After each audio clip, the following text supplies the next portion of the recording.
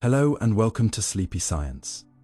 I'm so glad you're here, whether your mind is full, your day has been long, or you just love falling asleep to the soft hum of scientific wonder. Tonight, we'll gently drift through some of the most fascinating questions ever asked, like why we dream, how memory works, what consciousness really is, and where the universe came from the limits of IQ to the nature of time, from the mystery of dark matter to the origin of life. This episode is a quiet journey through the extraordinary, nothing too loud, nothing too fast, just you, your breath, and a stream of soft science designed to calm your mind while waking up your sense of awe. Before we begin, I'd love to know, where in the world are you listening from, and what time is it where you are? Are you wrapped in a blanket beneath quiet stars, or letting go of the day under soft indoor light? If these kinds of peaceful explorations help you sleep, or simply help you feel, please do like the video and tap subscribe. It truly helps more sleepy minds find their way here. Now take a slow breath, and let's begin our quiet descent into the strange and beautiful edges of what we know. Why we sleep, the silent symphony that keeps you alive. Close your eyes, not because you decide to, but because your body tells you to. A subtle pull behind your eyelids, a heaviness in your limbs, a slowing of thought. You lie still.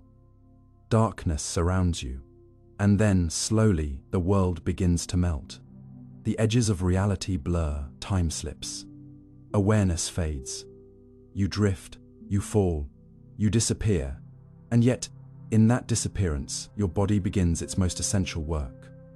You are sleeping, and without it, you would die. Sleep is something you do every night, but rarely question. It feels natural, automatic, ordinary, but underneath its quiet rhythm lies one of biology's most astonishing processes.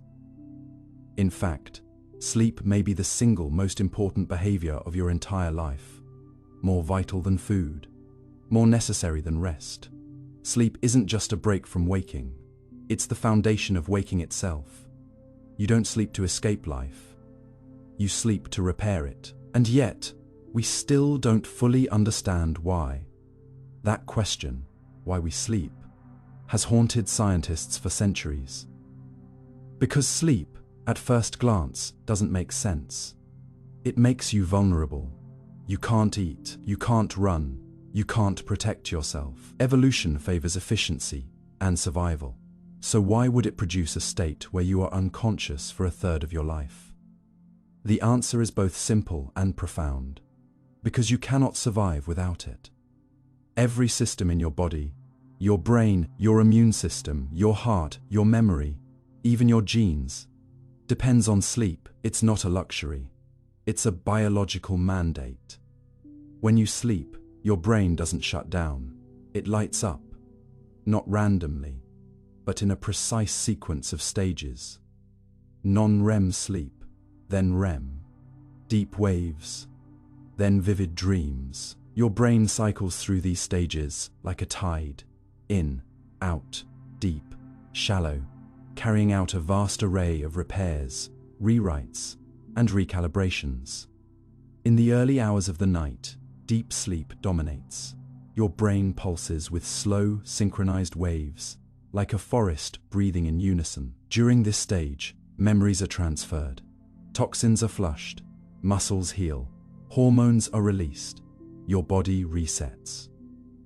Later in the night, REM sleep takes over. Rapid eye movement, vivid dreams, emotional processing, creativity. It's during REM that your brain connects abstract ideas, simulates social encounters, and integrates experiences. It's where your story becomes coherent. Even if the dream makes no sense, you sleep to remember. You sleep to forget. You sleep to heal. You sleep to feel. When you're deprived of sleep, the decline is rapid. One sleepless night, and your attention falters. 2, and your memory slips. A week, and your immune system collapses. Long-term sleep loss is tied to Alzheimer's, heart disease, depression, obesity, and even cancer. Your body can't function, your mind starts to fray. Eventually, without sleep, you die. And yet, you don't think of sleep as medicine. You think of it as passive, something that just happens. You rarely celebrate it. You even sacrifice it. You stay up to finish work, scroll your phone, binge one more episode. You act as if sleep can be bargained with. It cannot. You don't get back what you lose. Sleep isn't a bank. It's a rhythm. Melatonin, the chemical that signals nightfall, begins to rise hours before you sleep. It whispers, slow down. But you don't always listen. Your screen glows. Your mind races. Your body waits and waits, until eventually it gives up. And when you finally do sleep, the rhythm is off. The cycle is broken. The repair is incomplete. You may have noticed, sleep doesn't always feel the same. Some nights you fall instantly.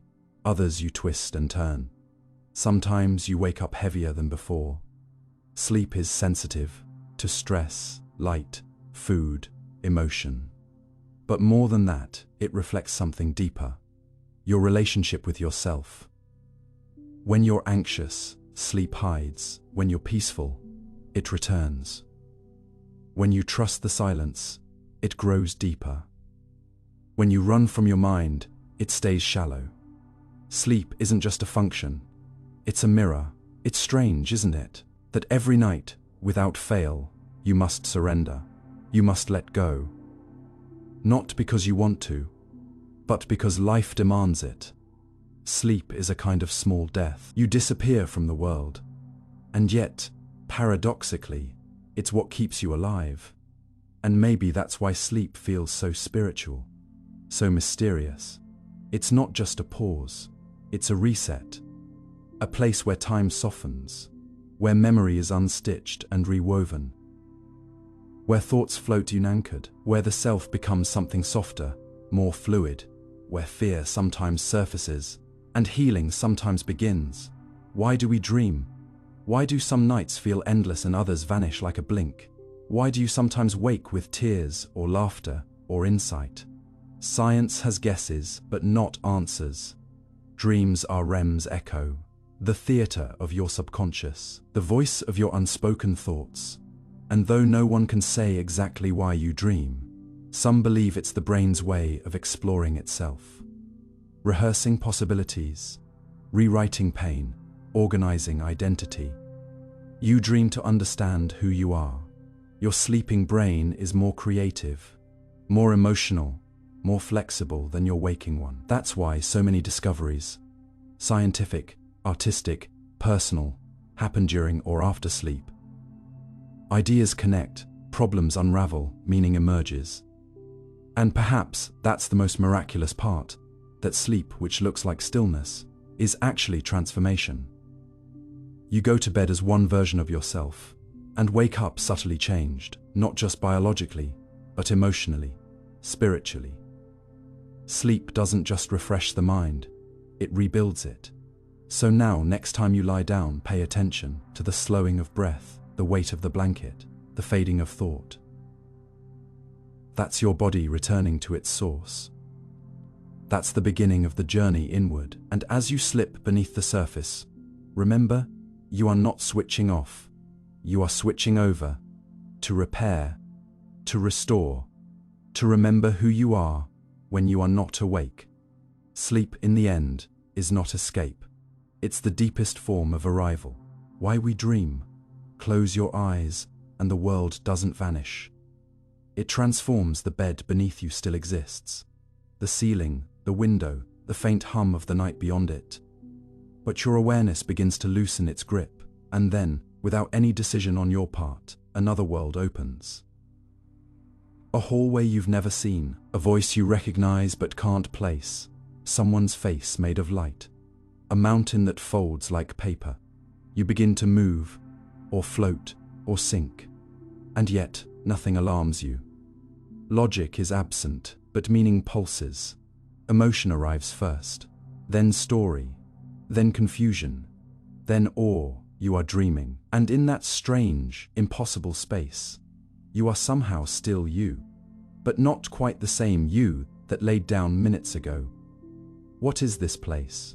Why does your brain, when left alone, build illusions that feel real, yet don't obey the rules of reality. Why, every night, does it slip into a shadow play of symbols, metaphors, fears, memories, fantasies, and impossible events? All without your permission.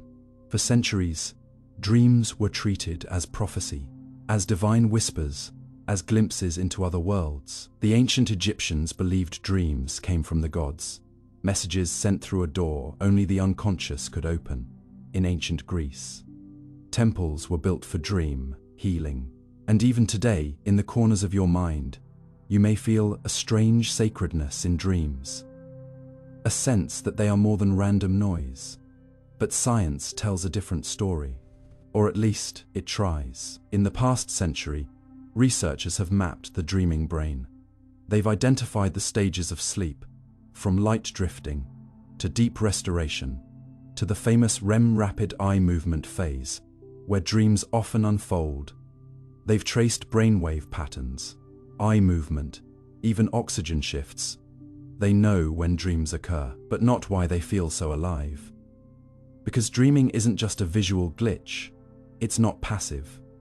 Your brain, during REM sleep, is more active than when you're awake. Emotions light up, memory centers spark. The frontal lobe, your seat of logic, dims down, and in this altered balance, a new kind of mind emerges. One that isn't bound by space or time. One that speaks in metaphor, not grammar. One that knows you deeply, but isn't quite you. You dream every night, even if you don't remember. In fact, you spend about 6 years of your life in dreams. That's longer than you'll likely spend talking to your parents. Longer than you'll spend laughing, or dancing, or falling in love. So if your brain insists on this strange theater every night, you have to ask, what is it trying to do? Some theories say dreaming is the brain's way of organizing memory, a form of overnight filing. In dreams, recent experiences mingle with old ones. Emotions from today stir images from 10 years ago. The result isn't coherent, but perhaps that's the point. The brain isn't telling a story. It's creating associative chaos to deepen connection. Other scientists believe dreams are emotional processing tools. Your brain doesn't just remember events, it remembers how they felt. A breakup, a humiliation, a triumph. These feelings linger. In REM, your mind replays them, reshapes them, defangs them. You might dream of running endlessly, being chased, or flying. These are symbols, not scripts. Your mind is learning how to feel without panic, pain without threat. Still others suggest dreams serve as simulators, virtual spaces to rehearse problems. You've likely dreamt of failing a test you never studied for, or arriving late, or trying to speak, but your voice doesn't work. These dreams aren't nonsense. They're simulations of fear, of failure, of urgency. Your brain is practicing emotional scenarios, building resilience without real-world cost. But maybe the most haunting theory is this. You dream to remember who you are. Your waking identity is a mask, structured, edited, refined. You walk through your day playing roles, responding, performing. But dreams strip away the mask. They don't follow your waking story. They reveal what's underneath. Not always clearly, but deeply. Have you ever dreamed of someone long gone, and felt a pain more vivid than you've felt in years? Have you woken from a dream with tears, not knowing why, or felt peace, as if something inside you had been understood? That's the strange power of dreams. They bypass thought. They speak in emotional truths, not logical ones. And the emotions they surface are often ancient. Jealousy, longing, helplessness, or, in dreams, your inner child returns. Your lost hopes echo. Your unmet needs rise. These aren't bugs. They're clues. Your dreaming mind is trying to complete stories your waking mind ignores. Freud once wrote that dreams are the royal road to the unconscious. Dreams don't obey time. You can dream an hour in 5 minutes. They don't obey space. You can be underwater in one breath, and in a childhood home the next. They don't obey identity. You may be someone else and still feel fully yourself. And isn't that freedom in its purest form? In dreams, you are not limited by the past. You can see the dead again, hold them, laugh with them, not as they were, but as your memory holds them. And when you wake, there is sorrow, but also a strange comfort. You visited something lost, something sacred. That's not an error. It's a gift. Neurologically, dreaming may never be fully explained because it doesn't behave like waking thought. It isn't linear, it isn't verifiable, but it feels. And feeling is hard to measure. Yet night after night, your brain insists on returning to this theater, to spin colors, faces and voices out of silence, to restitch the narrative you didn't know was unraveling, to remind you of things you've buried. Sometimes dreams reveal wounds. Other times, they whisper solutions. And often, they do both, in the same impossible image. A dream may show you running endlessly, and when you wake, realize it wasn't about escape, but endurance. A dream may drop you into a classroom with no clothes, not to embarrass you, but to show how fragile your sense of safety has become. Your dreaming mind is symbolic, but it's not random. It speaks in riddles, but it speaks for a reason, and maybe, more than anything, it wants you to listen. So the next time you dream, pay attention to how it made you feel, not just what you saw. Because the truth of a dream is rarely in its imagery. It's in the mood it leaves behind, the question it plants, the ache that lingers. You are not just a sleeper. You are a storyteller, a mystery unspooling itself in quiet hours. And if you follow that thread long enough, not with logic, but with wonder, you may just find something you'd forgotten you were looking for. Sleep is when you restore, but dreams are when you remember, not the facts of life, but the meaning, the hard problem of consciousness. You wake up, not just in the biological sense, where neurons fire and eyes flutter open, but in the quiet, imperceptible shift between being unconscious and being aware. 1 second, there is nothing, and then there is a world, a soft ceiling. Maybe the warmth of a bed, the faint ache in your back, the murmur of your thoughts, the sense of you emerging. No alarm goes off in your brain saying, consciousness is now active. But it is, and somehow in this moment, you're not just alive, you're aware of being alive. That's different, that's everything. This is what philosophers and neuroscientists call the hard problem of consciousness. It's not about how your brain sees or hears or moves. We're starting to understand those mechanisms. The real mystery is why any of it is experienced. Why should electrical activity in 86 billion neurons create a feeling of red, or joy, or the ache of nostalgia? Why is there something it feels like to be you, from the inside? You might assume that consciousness is just the brain working. That thought is a byproduct of computation. But if that were true, your experience would be nothing more than data. Cold, silent, mathematical. And yet, you feel warmth. You taste grief. You long somewhere inside the machinery. A first-person world is blooming, and no scientific theory fully explains why. You can build a robot to recognize faces, even mimic emotions. It might smile when it sees you, but is it feeling anything? You can simulate intelligence, but can you simulate experience? That's the crux.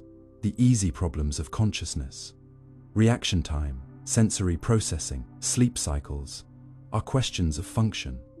The hard problem is one of being.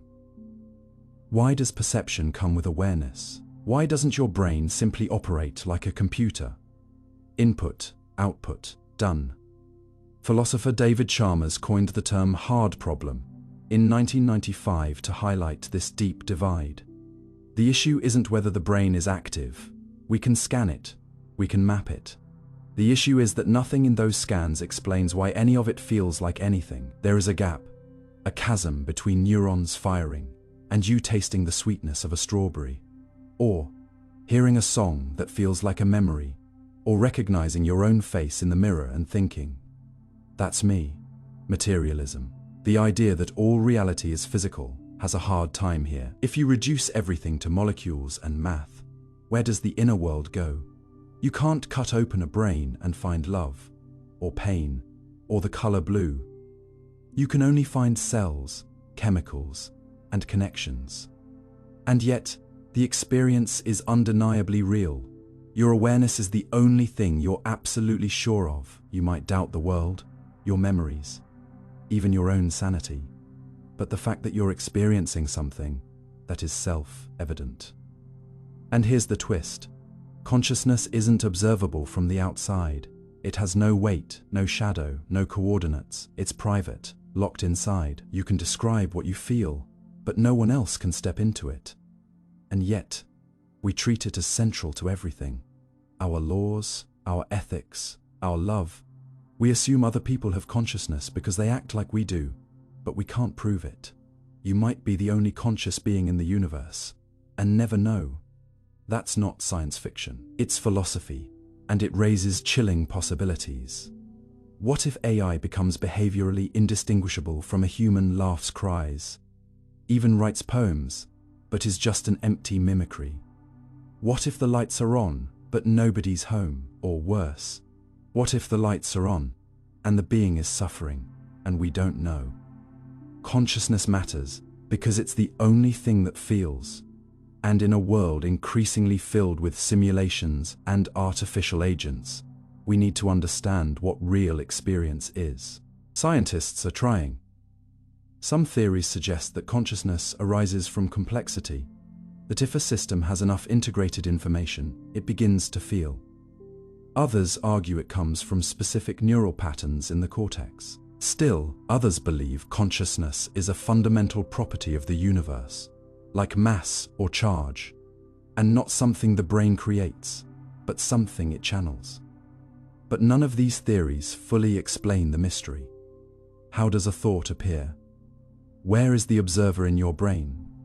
You can slice it 1,000 ways and never find a center. Some neuroscientists suggest the self is an illusion, a story the brain tells itself to organize experience. And yet, if the self is an illusion, who is being fooled? You can think of your consciousness like a candle in the dark, a small flickering light surrounded by an enormous black void of unawareness. The universe may be vast, impersonal, silent. But here you are, inside a body, inside a moment, knowing you exist. You don't just process reality, you feel it. That feeling is the mystery. Look around. Everything you see is wrapped in consciousness. The color of the room, the weight of the air, even your breath.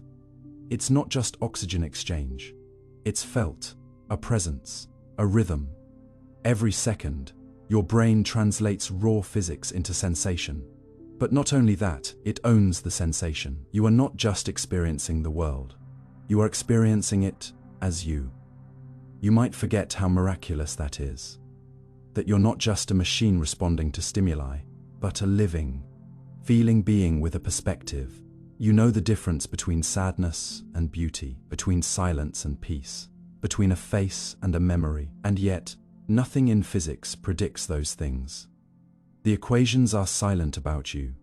Some scientists argue we need a science of subjectivity, a way to map not just the what of the brain, but the how of experience. They speak of neural correlates, feedback loops, global workspaces of information. But again, the question haunts every model. Why does it feel like something? Why is there not just data, but depth?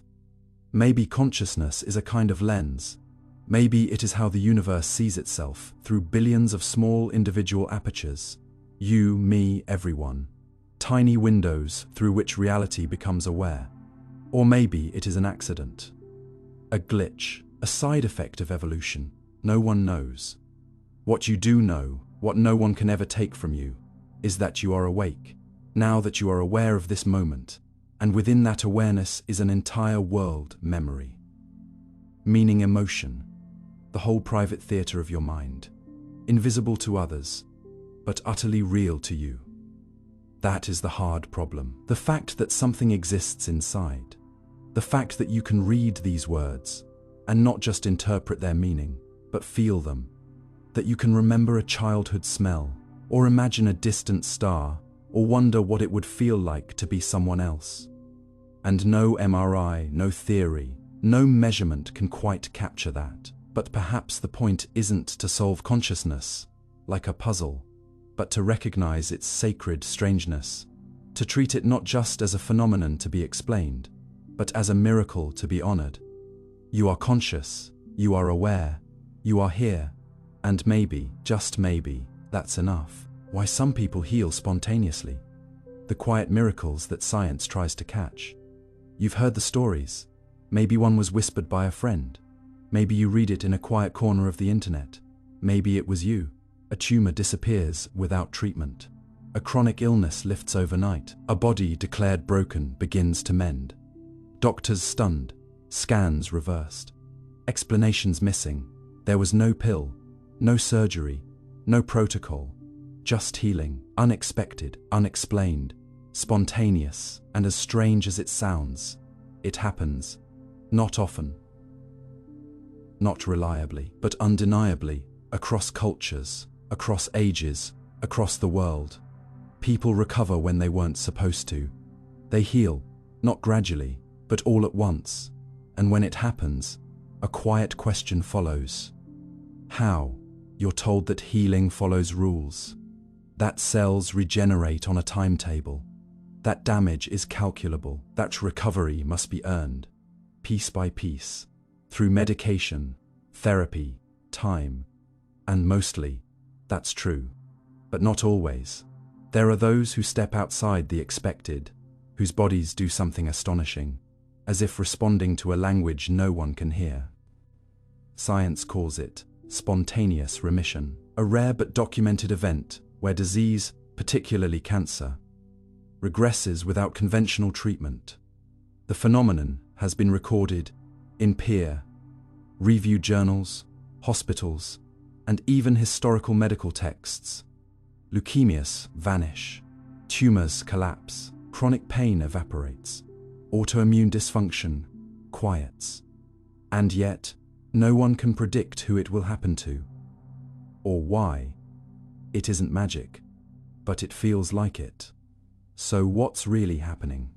Some researchers believe the immune system holds the key. They argue that certain triggers, viral infections, sudden inflammation, even emotional events may activate immune cells, causing them to detect and destroy abnormal tissue. Natural killer cells and T cells become aggressive. Tumor vasculature collapses. Cytokines flood the system. The body, in a moment of alignment, does what treatment could not. Other scientists point to epigenetics, the software layer that sits on top of your DNA. Unlike your genes, epigenetic expressions can change rapidly, influenced by stress, environment, emotion, even belief. A person's internal chemistry might shift, silencing oncogenes or activating repair genes. The genome hasn't changed, but its instructions have. It's like rewriting a song without changing a single note. There's also growing curiosity around neuroimmunology, how the brain and immune system talk. Stress weakens immunity, hope strengthens it. Signals from the brain can dial inflammation up or down. In some rare cases, a shift in mindset or trauma release may unlock a biochemical cascade that accelerates healing. This doesn't mean just think positive. It means the mind-body dialogue is deeper than we thought. And then there are those who speak not of molecules, but of meaning. Some patients, when interviewed after spontaneous recovery, describe a moment, not of medicine, but of decision.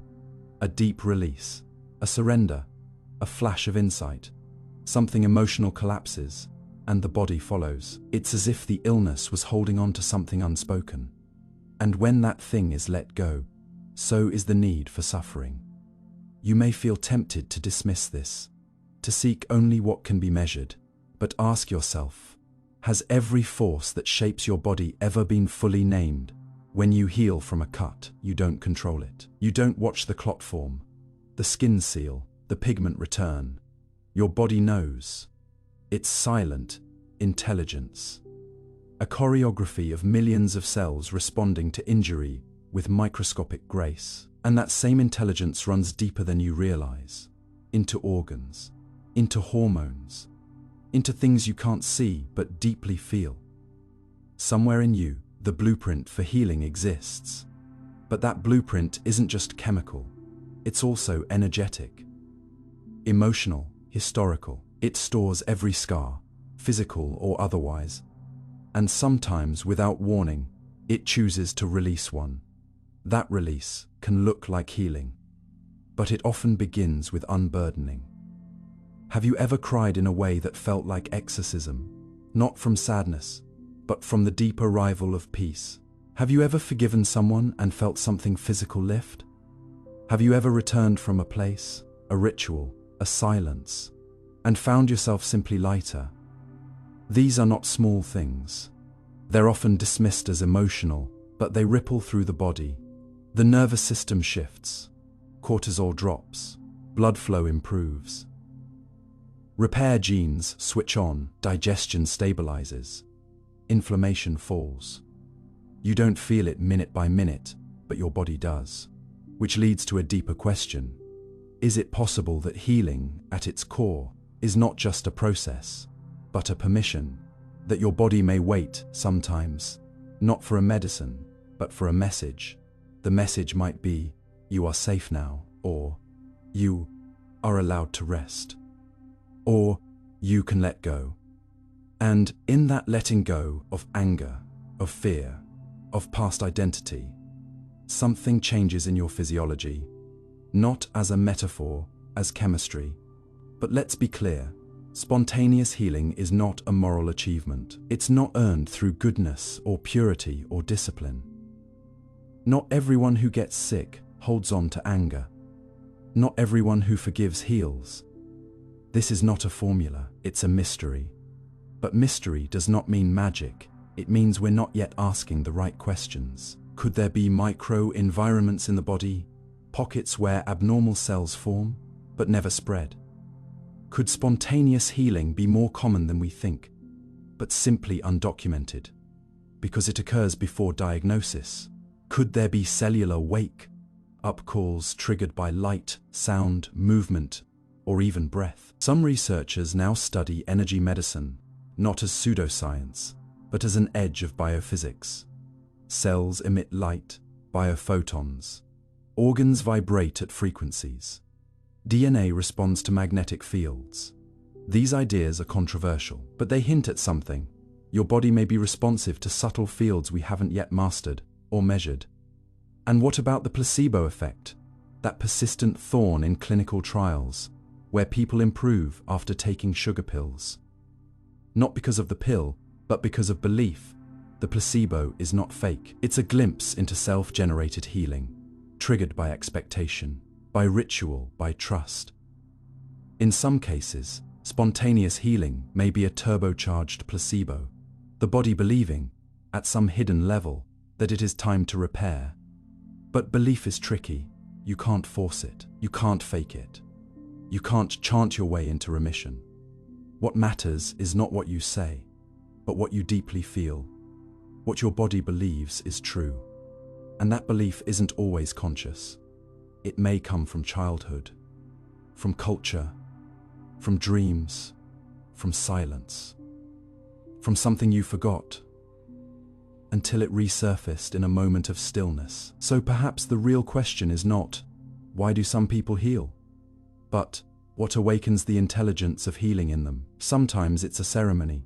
Sometimes it's a crisis. Sometimes it's a decision to live, fully, freely, in defiance of prognosis. And sometimes it's nothing that can be named. You may never experience spontaneous healing, but you are always participating in your own healing, with every breath, every boundary, every act of self-kindness. Because healing is not the absence of illness, it's the return of wholeness. A spontaneous remission is not just an event, it's a signal that the human body and the human spirit are not machines. They are dynamic, mysterious, and sometimes miraculous.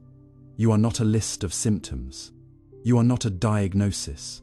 You are a symphony of systems, emotions, memories, and meaning, and somewhere inside you, always, is the possibility of unexpected light. Maybe that's what healing is. Not erasing the wound, but letting the wound become a doorway. How we store long-term memory, the invisible threads that tie you to yourself. You sit in silence, and without meaning to, a memory returns. Not summoned, not searched for, simply arriving. A scent in the air, a chord from a song, the way a certain kind of light falls on a wall. And suddenly, you are not here, not now, but there. Then, inside a moment you thought you had forgotten. But had you? This is the strange and silent miracle of memory. You live 1,000 days, but only some stay lit in the archive of your mind.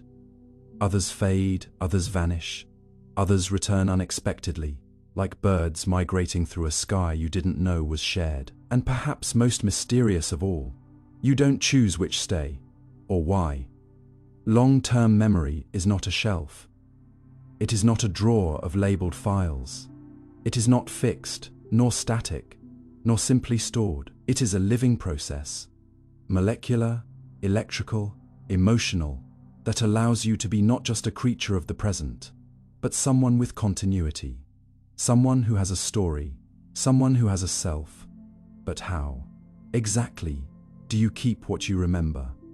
How does a moment, any moment, turn into something you can recall decades later? The journey of memory begins, always, with encoding, the act of perception being transformed into data the brain can store. What you see, hear, feel, touch, think, it all becomes neural activity. Sensory cortices engage. The prefrontal cortex evaluates. The hippocampus, nestled deep in your temporal lobe, acts like a librarian, registering what's happening and making the first decision. Is this worth remembering? Most of what you experience isn't encoded. You forget the thousands of faces you see in a crowd. You forget the taste of yesterday's lunch, the socks you wore last week. That's not failure. That's design. Your brain filters, constantly, to avoid overload. Only moments with emotional weight, novelty, or repetition have a chance of entering long-term memory.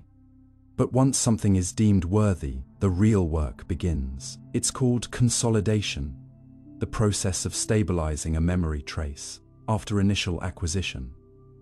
This is where your hippocampus works with your neocortex, gradually transferring the memory into distributed networks across the brain, like moving a sketch from the center of attention into a deeper, quieter gallery. And here's the strange part. This doesn't happen instantly. It unfolds during rest, during sleep, especially during slow wave, and REM stages, where the brain replays experiences, strengthening the synaptic pathways that hold the new memory. This is why sleep after learning improves retention. You don't just rest, you rewrite. But a memory isn't a snapshot, it's a reconstruction. Each time you recall it, you slightly reshape it. New emotions attach, gaps are filled in, details blur. Your brain is not a historian, it's a storyteller. It doesn't store memories as perfect images. It stores them as networks of associations, webs of meaning, distributed across sensory, emotional, linguistic, and spatial circuits. Imagine touching a moment from years ago and feeling not just what happened, but how it smelled, what music was playing, what your body posture was. That's because your memory is multimodal. A long-term memory is not a file, it's a constellation. And over time, the constellation can drift. This is part of the reason why some memories fade and others intensify. If a memory is reactivated frequently, either by repetition or emotional recall, its neural trace strengthens. If it's neglected, it decays. Not like burning paper, but like an overgrown trail. Harder to find, harder to walk. Still there, but silent. But what keeps certain memories indelible? One answer: emotion. Emotion acts as a highlighter. When something frightens you, excites you, breaks you, or makes you feel alive, your amygdala kicks in. It tags the memory with biochemical urgency. Stress hormones like adrenaline and cortisol enhance memory consolidation in the hippocampus. You remember the accident, the kiss, the betrayal, the thunderstorm where you realized something had changed. That's why trauma is so hard to forget. The brain, believing the danger may return, insists you keep it. Not out of cruelty, out of protection. But memory, like pain, doesn't always respect your wishes. There is also a second, more silent force. Relevance. Your memories are not random. They organize around your identity, your beliefs, your needs, your roles. As you grow, your brain prunes memories that no longer fit the current version of self. It's not amnesia, it's optimization. You are a meaning-making machine. And your memories serve the narrative you're unconsciously building, but this too is double-edged because the memories you keep shape the person you become. And the person you become shapes the memories you're allowed to keep. It's a loop, one that can trap you or free you. So, how do you store long-term memory? Technically, through long-term potentiation, a process where repeated activation of synapses strengthens the connection between neurons. Neurons that fire together, wire together, goes the old phrase. And in those connections, microscopic, electrical, proteomic, the trace of you persists. But that's only part of the truth, because some memories aren't stored in the brain alone. They live in your body, in the way your shoulders rise when you feel judged, in the tightening of your stomach when you hear a certain name, in the way you flinch at sounds you can't name. These are somatic memories, implicit, emotional, unspoken. They do not speak in words, but they shape behavior, intimacy, even identity. Other memories live in your choices, in how you trust, how you leave, how you stay, how you dream. You don't always remember what happened, but the consequences remember you. And in this way, memory becomes the invisible hand guiding your present. Not because you're haunted, because you're human. So when you ask, where are my memories stored? The answer is, everywhere. In molecules, in circuits, in stories, in scars, in silences. And memory, paradoxically, is both fragile and resilient. A blow to the head can erase your name, but a scent can bring back your childhood. You forget entire years, but remember the exact angle of someone's smile. You lose the day of the week, but remember a song you haven't heard in 2 decades. Because memory isn't logic, it's emotion coded in experience. It's your past reaching forward to keep you whole. And so, you are not simply a brain walking through time. You are a library that edits itself. A living archive, a storyteller made of cells, a weaver of light and feeling and absence. You do not remember everything, but what you do remember is enough to know you're still here, still you, still more than the sum of yesterday's echoes. And when you forget, when names vanish, when moments blur, the placebo effect in detail, healing without the medicine, the mind's secret pharmacy. You take a pill, it's small, unmarked, and white. You swallow it with water, the kind you always drink without noticing, and then you feel better. The pain softens, the anxiety lifts, your heartbeat slows, relief floods in, real and physical. But then the doctor tells you something unexpected. The pill you took had no active ingredient. It was just sugar, just starch, just nothing. So why did it work?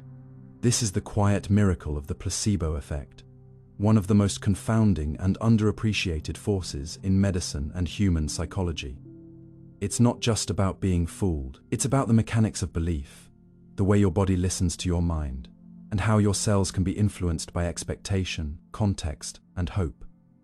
But the story is far deeper than a sugar pill.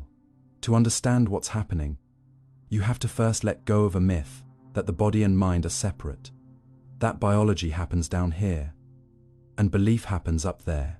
In truth, your biology is laced with perception. Every system, immune, endocrine, nervous, responds not just to pathogens or injuries, but to what you believe is happening. That's why a fake treatment can sometimes trigger real healing. your brain is the first responder. When you believe you're being treated, it initiates a cascade of neurochemical changes. Dopamine is released, making you feel reward. Endorphins flood your system, easing pain. The prefrontal cortex, the part of your brain responsible for anticipation and decision making, communicates with the periaqueductal gray, a deep structure involved in pain modulation. This triggers your brain's own opioid system. You feel better, not because something was added, but because something within you was activated. This isn't hypothetical. It's been measured.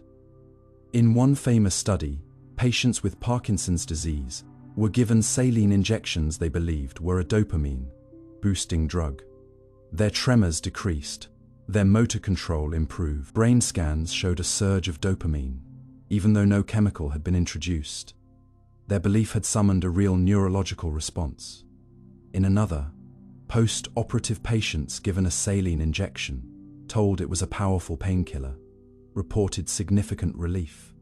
Their pupils constricted, their blood pressure dropped, their bodies reacted as if they had received morphine. This is the placebo effect at work. And it's not about being naive, it's about being wired to heal when given permission. But how does this work at the molecular level? Your expectations trigger predictive coding, your brain's constant habit of forecasting outcomes and adjusting perception accordingly. If your brain predicts relief, your pain threshold shifts. Sensory input is interpreted differently. The same signal feels less intense. In effect, your brain edits reality to match belief. You may think of pain as something objective, but pain is a subjective experience, a warning system, not a measurement.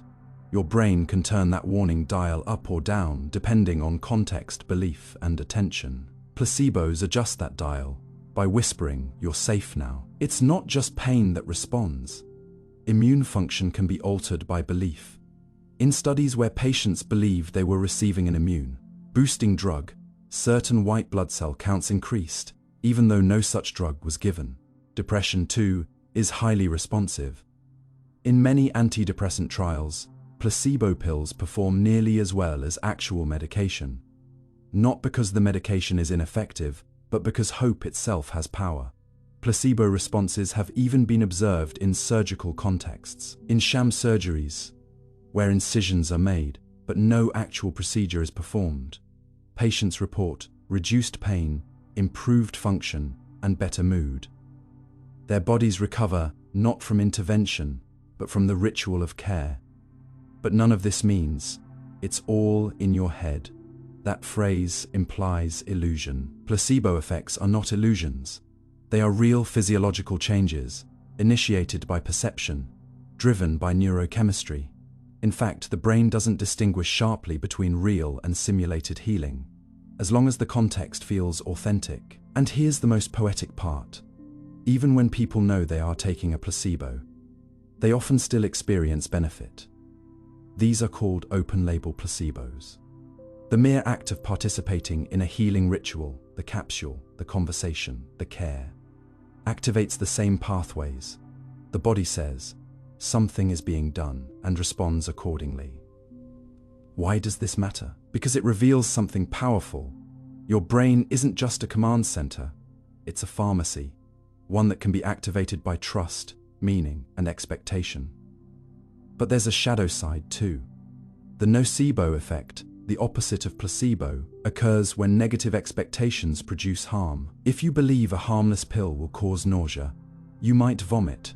If you expect side effects, you may experience them, not because of the substance, but because of your brain's anticipation of harm. Words matter. Warnings matter. The story you're told, and the one you tell yourself, becomes a physiological script. This doesn't mean you can think your way out of cancer or imagine away broken bones. Placebos don't regrow tissue or reverse organ failure. But they can modulate symptoms, accelerate recovery, and amplify the body's existing resources. They amplify what's already possible. That's the key. The placebo effect is not magic. It's biology woven with belief, your nervous system, endocrine system, and immune system are deeply entwined with your mental state. Hope isn't a feeling. It's a neurochemical signal, which brings you to a deeper truth. You are not a passive recipient of care. You are an active participant in your healing. Your beliefs shape your biology, and when you sit with a doctor who listens, when you hold a pill that feels powerful, when you imagine your body restoring itself, you're not deluding yourself.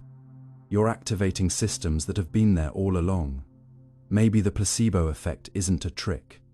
Maybe it's proof that your body knows how to heal, if only it's given the signal to begin. So the next time you feel unwell, ask not just what's wrong, but also, what do I believe will help me? Who do I trust? What story am I telling about my recovery? Because healing doesn't begin with chemistry. It begins with meaning. You are not a machine being repaired. You are a field of possibility, reacting not just to matter, but to the messages you send yourself. And perhaps the most powerful message of all is this: you are capable of change. Even when the medicine is empty, the intention is not. And sometimes, that's enough to begin again. Why music triggers emotion. You've heard a song that stopped you in your tracks. Not because of the words, not even because of the melody, but because of something underneath. A tremble in the harmony, a pulse in the rhythm, a tone that wrapped itself around your chest and didn't let go. Maybe it came on the radio while you were driving, and suddenly your vision blurred. Maybe it was just a soft tune in the background, and before you realized it, your breath had changed. Something about the sound reached into you, pulled a thread loose, and made you feel. Not a vague feeling, not a polite tap on the shoulder of your awareness, but a rush, a flood, a memory, a longing, a warmth, or a sadness. You didn't expect it, you didn't ask for it. And yet there it was, as if the music knew you better than you knew yourself. And that, in itself, is strange. Music is just sound after all. Vibrations in the air, frequencies dancing on your eardrum. It has no face, no meaning by itself, no shape you can touch. You can't eat it, can't wear it, can't use it to build a house. It doesn't speak in words you've learned. It doesn't explain itself. But somehow, music gets past your thoughts. It gets past your logic, your defenses, your practiced indifference. It walks into your emotional world like it belongs there, like it's always belonged there. And the most mysterious part, you let it in, you welcome it, you let it shake things loose. So, why? Why does music make you feel so much? Why does a sad violin make your eyes sting? Why does a swelling orchestral moment lift your chest and make your skin tingle? Why do certain notes, combinations, or intervals feel like they mean something, even when they don't say anything at all? To answer this, you have to slow everything down. You have to listen not just to the music, but to the way you respond to it, biologically, emotionally, neurologically, and even existentially. Music is not just something that happens to you. It's something that happens within you. Let's begin simply. Your body is wired to interpret sound. That part is not unusual. Sound is a survival tool. In nature, your ancestors learned to detect danger from a rustling bush, the approach of footsteps, or the crack of a branch. Your auditory system evolved to be highly sensitive, not just to noise, but to patterns in noise. When certain sounds repeated, it meant a rhythm. When certain tones followed each other, it meant a call. Over thousands of generations, your brain adapted to not only register sound, but to extract meaning from it. Even before language existed, music, in that sense, hijacks this system. It creates structured sound, predictable enough to be familiar, but varied enough to be engaging. Your brain loves that. It craves it. It reacts strongly to it, especially when those sounds mimic emotional cues. Rising tones can simulate urgency or excitement, while low, slow tones can mimic calm or sadness. Minor chords feel melancholic because they carry dissonance, unresolved tension. Major chords feel happy because they sound stable, resolved. This isn't a cultural trick. Even infants who've never heard a song before react to music emotionally. Even people with severe brain injuries can still recognize and feel music. It's buried deep, in the limbic system, in the amygdala, in the ancient parts of you. But the story doesn't stop at the biology. That's only the beginning. Music interacts with memory, and memory is emotional. Every time you hear a melody you've heard before, it activates neural pathways associated with the context of that first hearing. You might not even consciously remember where you were, but your body does. The brain reactivates those emotional circuits. A song you heard during your first heartbreak might always carry a bittersweet tone. A melody from your childhood might evoke a deep, innocent warmth. And sometimes, a song creates a new memory right as it plays. You could hear something for the first time, and because of the emotional state you are in, it imprints deeply, like wet cement catching a single footprint. But there's more, and it's subtler. Music mirrors emotion, but it also gives you permission to feel it. It provides a safe container. In your daily life, you might suppress your feelings. You're busy, distracted, guarded. But when music plays, especially music that resonates with your current state, it feels like someone understands. Someone is expressing what you can't quite say. And because it's not spoken, not literal, it bypasses your resistance. You surrender. You allow yourself to feel without needing to explain why. This is why sad music can feel good. Not because you enjoy sadness, but because it validates it. It makes the emotion real, visible, bearable. It gives it a shape you can hold when you're heartbroken. And a song echoes your pain. You feel less alone. Not just socially, but existentially. Someone, somewhere, wrote this feeling down in music. That means it exists. That means you exist. Music connects. Not just to your own emotions, but to others. It synchronizes. Literally, studies show that people's heart rates, breathing patterns, and brain waves begin to align when they listen to the same song together. There's a biological resonance. And in communal settings, concerts, choirs, festivals, music can produce collective emotion, a shared transcendence. You don't have to speak the same language. You don't have to believe the same things, but you can sing the same note. And in that moment, all the separations between you and the other dissolve. Now let's go deeper. There's a theory in cognitive neuroscience called auditory scaffolding. It suggests that rhythm and melody may have served as foundational structures upon which complex language was built. In other words, before you spoke, you sang. Before you built sentences, you felt patterns. The very roots of human communication might not have been in words, but in tone. In that sense, music is not just a tool for emotion. It's a memory of how emotion was first shared. And if you step even further back, beyond the science, beyond the evolutionary pathways, you come to a philosophical question. It doesn't build shelter, and yet, no culture on Earth exists without music. Every tribe, every civilization, every time period has created it. People sing while working, while mourning, while celebrating, while birthing, while dying. Music appears in the thresholds, the in-between spaces of human life. It doesn't just reflect emotion, it shapes it, it guides it. Maybe that's because music, unlike most things in your life, isn't bound by rigid logic. It exists in time, but doesn't measure it.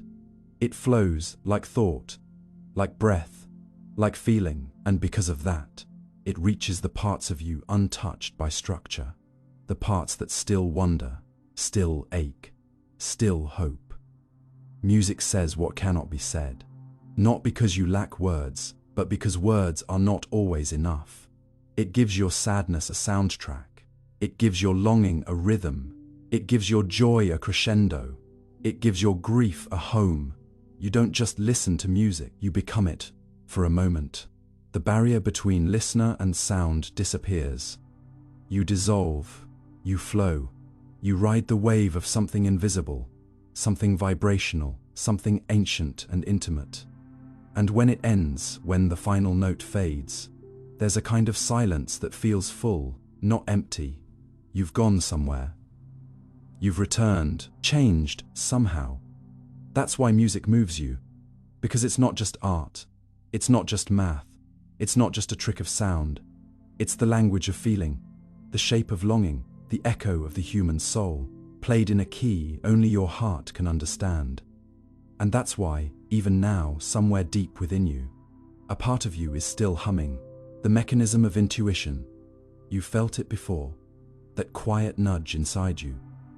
No words, no logic, just a subtle sensation pulling you toward a decision before you understand why. You're standing at a crossroads, maybe literally, maybe metaphorically, and something tells you which path to take, not with facts or reasons or lists of pros and cons, but with a kind of knowing, a whisper that bypasses your thoughts and lands directly in your chest. You feel it before you think it. You act on it before you can explain it. And sometimes, it turns out to be right. Not just lucky, right? You avoided a road that later flooded. You didn't shake the hand of someone who later betrayed others. You picked up the phone just before someone needed you. You said yes to a job that changed everything. Or no to an offer that would have taken you somewhere wrong. And when you look back, you ask yourself, how did I know? That question, how you knew, is what pulls us in. Because intuition feels like magic, but maybe it isn't. Maybe it is something your body and brain have been doing all along beneath awareness, beneath language, beneath the surface of what you call thought. So let's go there. Let's follow that feeling into the quiet machinery underneath it. First, you have to understand something about how your brain processes information. It doesn't work in clean lines or tidy boxes. It works in layers, fast and slow, conscious and unconscious, deliberate and automatic, while your conscious mind handles one or two things at a time. Reading, listening, choosing. Your unconscious mind handles millions every moment. Sound, light, smell, temperature, micro, expressions, patterns, memory cues, emotional shifts, even the tilt of a stranger's smile or the rhythm of their breath. You don't register these things actively, but you absorb them. Your body collects them. Your nervous system stores them. And over time, your brain builds a massive internal map of associations. Things that go together, things that don't, things that mean danger, things that mean trust. And the more experiences you have, the more detailed that map becomes. Intuition is your access to that map. It's not guessing. It's not irrational. It's pre-rational. It happens before reason wakes up. It's your brain recognizing a pattern faster than your thoughts can catch up. Let's say you walk into a room and suddenly feel uneasy. You don't know why. Everything looks fine, but your gut tightens. Your chest stiffens, and your brain sends you a signal. Something isn't right. That signal might come from hundreds of micro signals your senses picked up. A strange silence, a wrong kind of smile, a shift in body language, a smell you can't name but remember from a bad memory years ago. Your intuitive brain has scanned the scene, compared it to every similar experience you've ever had, and sent you a feeling before you could form a sentence. That's intuition. It's your internal pattern, recognition system, compressed into a single quiet flash. But here's what makes it powerful and dangerous. You don't always know what your intuition is responding to. You just feel it. And that means you must learn to listen without blindly obeying, to tune in, but also to question, to trust the signal, but also to understand that the map it comes from is shaped by your past, your traumas, your fears, your upbringing, your culture. Intuition reflects not just what is, but what you have experienced. That's why sometimes your intuition is off. You feel afraid when there's no real danger. You feel drawn to something unhealthy. You avoid people who remind you of someone, even if they've done nothing wrong. Because your intuitive system, while fast, isn't always accurate. It's efficient, not perfect.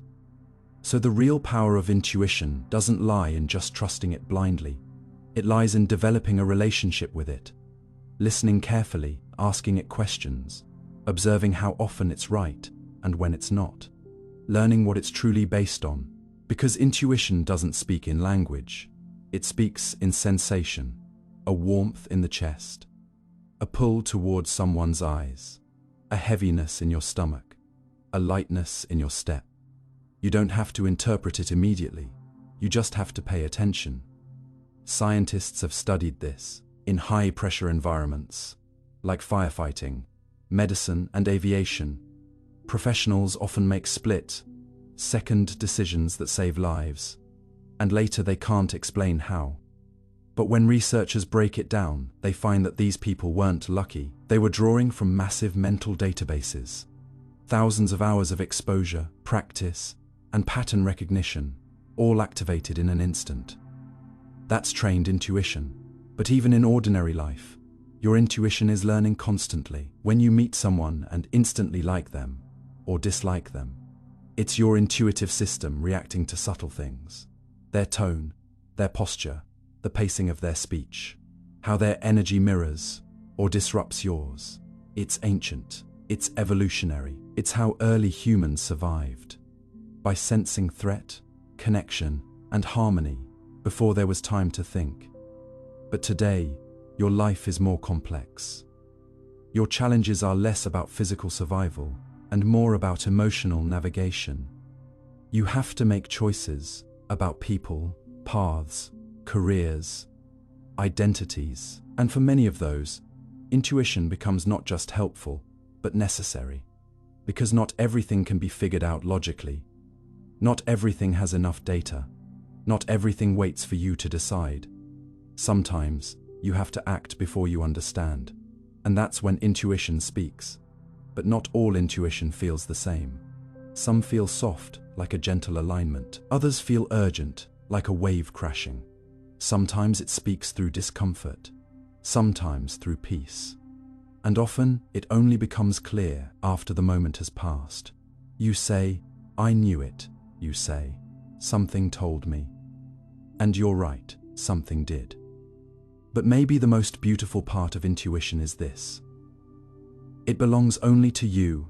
It's built from the shape of your life, the moments you've lived, the things you've noticed but never named, the patterns your body remembers, even when your mind has forgotten. It's a kind of inner compass, not always pointing north, but always pointing somewhere that matters.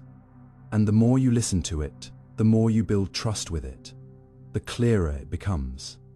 So how do you strengthen your intuition? You slow down, you listen inward, you observe the feeling before the thought.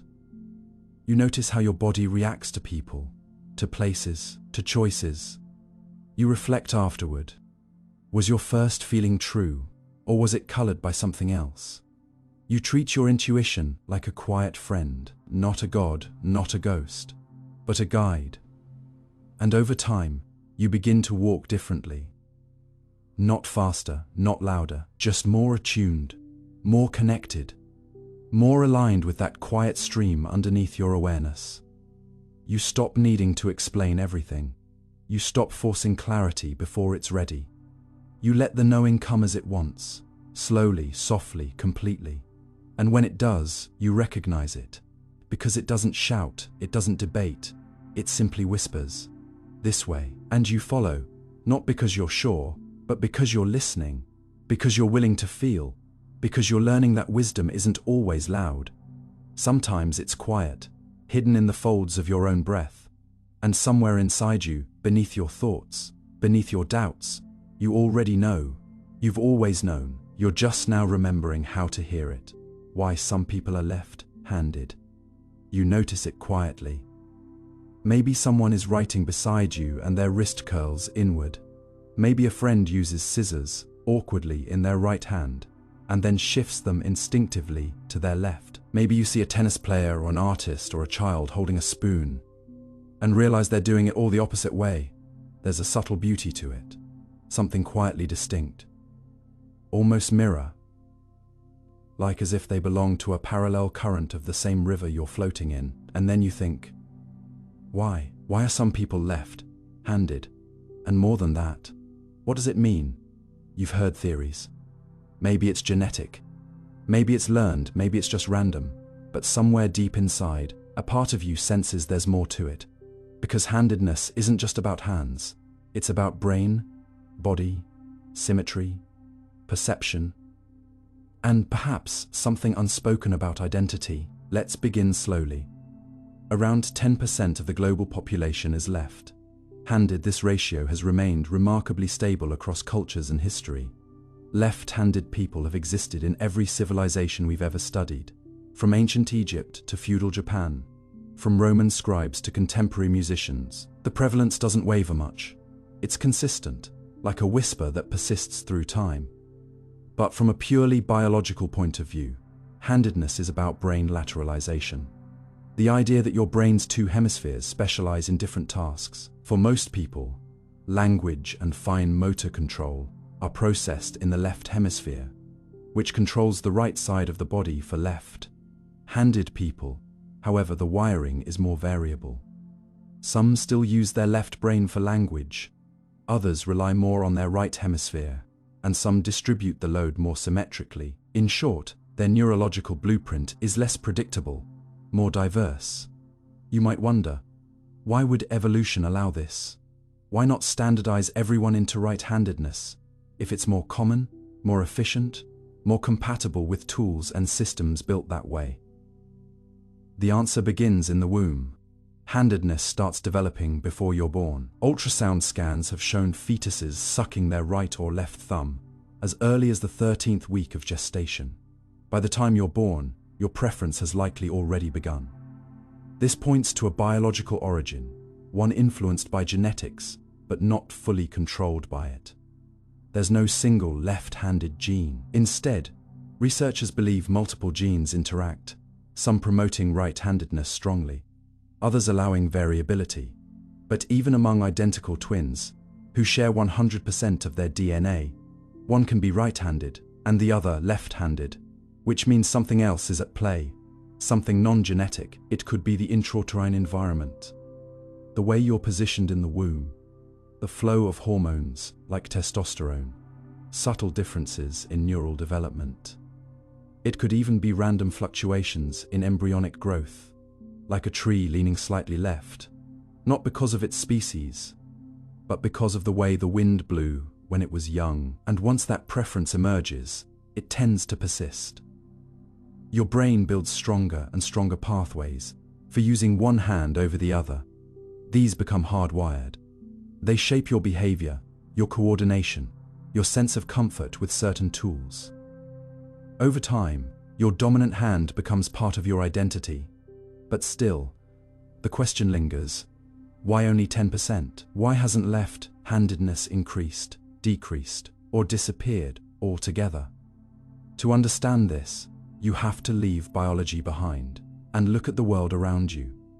For most of history, being left-handed was not neutral. It was stigmatized. In Latin, the word sinistra, from which we get sinister, meant left. Many cultures associated the left hand with impurity, darkness, clumsiness, even evil. Left-handed children were forced to write with their right hands.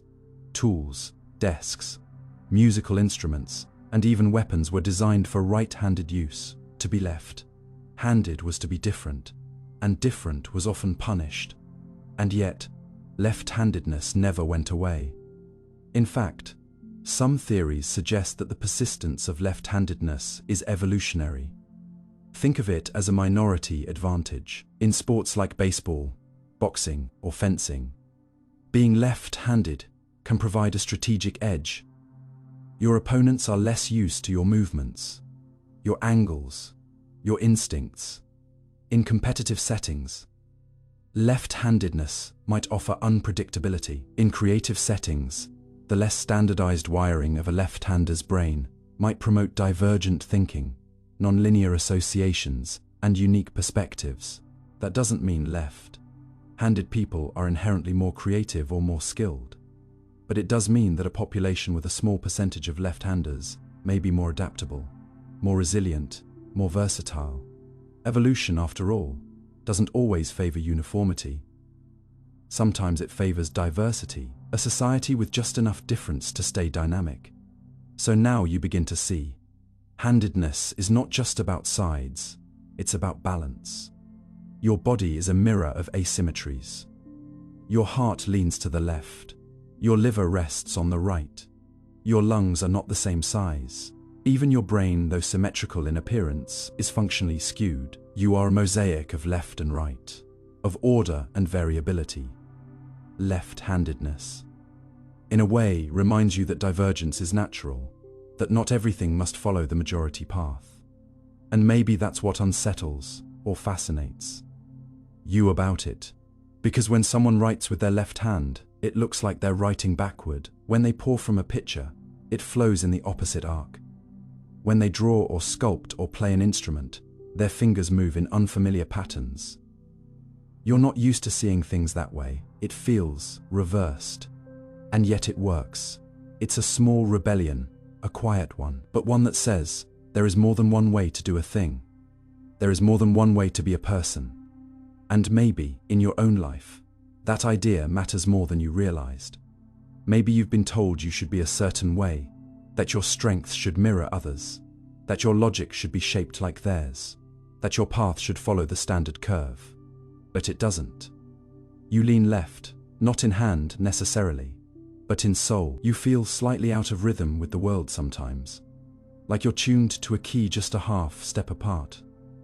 But what if that's not a flaw? What if it's a design? What if the world needs both the predictable and the unpredictable, the majority and the mystery, the right and the left?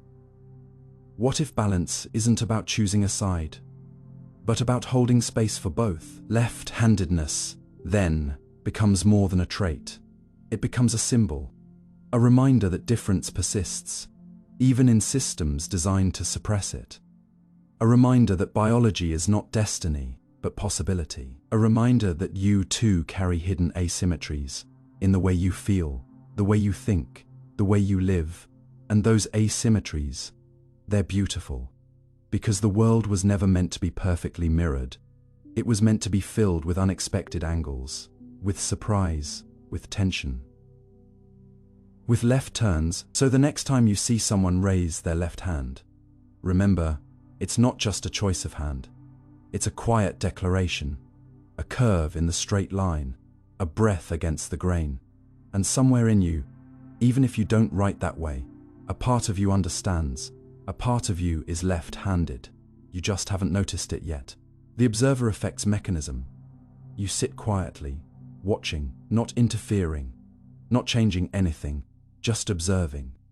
And yet, in the smallest corners of reality, in the strangest folds of space and time, your act of watching, simple, passive, silent, might not be so innocent. In the world of the quantum, to observe is to alter. To measure is to disturb.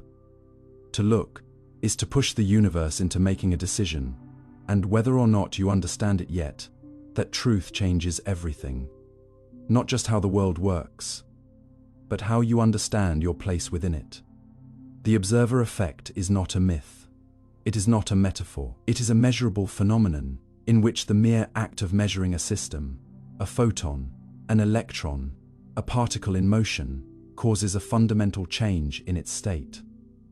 And the most unsettling part, it happens without any physical touch, no tool, no collision, just presence, just inquiry, just the awareness of a question reshaping the answer. And so here you are, a witness in a universe that notices being noticed. But what does that mean? How can observation, something so seemingly passive, reach into the gears of reality and twist them? To understand that, you must first abandon the way you usually think about cause and effect. In your everyday world, things behave as they should. A ball rolls after it's pushed. A shadow moves when the sun shifts. Actions lead to reactions, in a neat and linear chain. But in the quantum world, the rules are not so polite. At subatomic scales, particles exist in a state of superposition, not in one place or another, but in all their possible configurations at once. They are not this or that. They are potential, waiting to be made real. But the moment you try to observe them, the moment you attempt to measure their speed, their location, their spin, they collapse. The wave of possibilities shrinks into a point. A choice is made, a reality appears, and the rest disappear, as if they never were. That act, the collapse of the wave function, is the heart of the observer effect. It tells you that the world is not built on certainty, but on probability, that things are not until they are measured, that existence, at the smallest level, is an unresolved question, and you, the observer, are part of the answer. You may be wondering, how can this be? How can something so small, so distant, so lifeless as a photon or an electron care whether it's being watched? The truth is, it doesn't care in the way you think. It doesn't think. It doesn't decide. But it responds. Not to consciousness necessarily, but to interaction and observation. Even when you think you are only looking, you are making contact. Your tools, the light you shine, the particles you send, the fields you apply, they reach into the quantum system and change it. The very method you use to inquire contaminates the answer. You can't measure without touching. You can't touch without altering, but it goes deeper than that, because the most haunting realization is this: you are not separate from what you observe. The line between the observer and the observed, the subject and the object, begins to dissolve. You are not just watching the experiment. You are in the experiment. You are part of it. And in this way, the observer effect becomes more than a scientific curiosity. It becomes a mirror, a philosophical whisper, a challenge to the idea that reality is fixed, independent, indifferent. It suggests instead that reality is participatory, that it is not fully formed until you ask it to be. And if that's true, if observation is not just a passive gaze, but a creative act, then your life becomes something far stranger than it first appeared. It becomes a dialogue, a co-creation. Every time you observe, you collapse a possibility. Every time you choose to notice, you choose what becomes real. And this doesn't mean you can bend reality at will. It doesn't mean that your thoughts shape the cosmos like a god. But it does mean that the universe you experience is one in which your attention matters, where what you focus on has weight, where your presence is not neutral. And that should make you pause, because it means that even in silence, even in stillness, you are changing the world.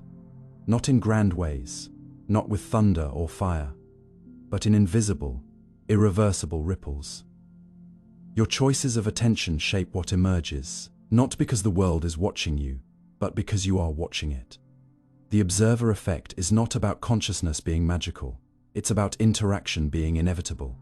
And this is true not just in physics, but in life. Think of a child who behaves differently when being watched. Think of how your voice softens when someone you love enters the room. Think of how your body tenses when you sense judgment. How your confidence grows when you feel seen without threat. You are not just a watcher of the world. You are part of its unfolding. You affect what you observe. You shape the response. Even in stillness, you are noticed. And maybe that's what this strange little corner of quantum mechanics is trying to tell you. That nothing is untouched, that everything is relational, that to be alive is to be embedded in a network of influence. You can never fully untangle. You watch, and the world watches back. You inquire, and the world answers, not always clearly, not always kindly, but never without change. And perhaps that is the true mechanism of the observer effect. Not that you control the outcome, but that you participate in its birth. You are not outside the equation, you are part of its variables. And the answers you receive are never separate from the way you ask the question. So, what does that mean for you, here? Now it means that your awareness is powerful, not in the mystical sense, but in the physical, relational sense. What you choose to focus on, to attend to care about. It shapes what grows. A flower blooms when turned toward the sun. A moment becomes meaningful when you give it attention. A possibility becomes real when you say, I see. So the next time you feel insignificant, invisible, disconnected, remember this. Even the smallest act of attention changes the system. Even your quietest observation leaves a fingerprint. And the universe, in its strange and silent complexity, adjusts itself ever so slightly in your presence. You are not watching from the outside. You are within the thing you're watching. You are the observer, and you are the observed. And somewhere in that paradox, reality takes form. How synesthesia works. You're sitting in a quiet room, and a voice begins to speak. Not a real one, but a memory, a phantom, a hue of sound that tingles somewhere behind your eyes. And as it speaks, the color blue washes over you, soft and watery like dusk on a distant lake. Not because the word is about blue, but because that is the word. In your experience, in your world, a word is a color, a sound is a shape, a number has a weight, a day of the week has a personality. And music isn't just music, it's a shimmer of textures moving through space like velvet smoke. You are not imagining these things, you are feeling them. This is synesthesia.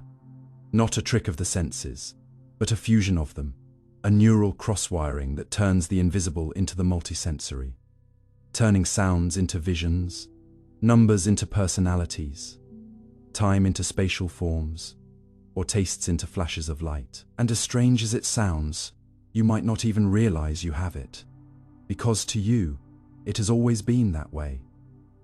Monday has always been a pale grey woman with sharp shoulders. The letter A has always been bright red.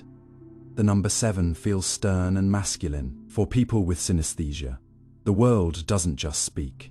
It sings in overlays, hums in color, flickers with inner mappings of association that are involuntary, automatic, and impossibly consistent. But how can this be? How can something as stable as the senses, which are supposed to be 5 clean channels of input, suddenly start overlapping like that, creating hybrid experiences as if the brain is blending perception into a cocktail of sensation? To understand how synesthesia works, you must begin inside the brain, where perception isn't really separate to begin with. When you hear something, you don't just hear. Your auditory cortex lights up, yes, but so do other regions, depending on the context. Your emotional centers, if the sound carries meaning. Your memory networks, if it reminds you of something. Even your visual cortex, if you're imagining what made the sound. The senses are not walled off departments. They're collaborative artists in a deeply integrated neural gallery, constantly exchanging data, color, coding emotions, and blending associations. In most people, this blending is subtle, contextual, and learned. But in synesthetes, it's structural. It's hardwired. The connections between sensory regions are either more active or less inhibited, depending on the theory. Brain scans reveal that when synesthetes hear music, their visual areas light up. When they read letters, color processing regions engage, even if there are no colors on the page. One leading explanation is the cross-activation theory, which suggests that in early development, infants have overlapping sensory connections that are later pruned for efficiency. But in synesthetes, this pruning is incomplete, so their sensory networks remain more intertwined, creating consistent cross-sensory experiences. Another theory, the disinhibited feedback theory, proposes that synesthesia arises not from extra connections, but from a reduction in inhibitory control between regions, like one brain area whispering a signal that accidentally echoes through another. Regardless of the model, the effect is real, measurable, and surprisingly consistent over time. Synesthetes tested decades apart report the same color, letter pairings, the same emotional hues for numbers, the same spatial maps for calendars. And yet, no two synesthetes are exactly alike. Some see colors in sound, some taste words, some map time as loops or spirals in physical space. One person might experience the number 3 as yellow and cheerful. Another might feel it as green and moody. The specifics are individual, but the mechanism is universal, a binding of perception into a unified experience. This raises a deeper question. Is synesthesia a disorder, a gift, or simply a different mode of being? For a long time, it was misunderstood, labeled as hallucination, imagination, or metaphor. But now we know it's none of those. It's not poetic license when a synesthete says your name is blue. It is literally blue in their internal world. Just as clearly as the sound of your name is audible, it's not a delusion, it's a convergence. And if you think about it, perhaps synesthesia is not an exception, but a window into how all perception works.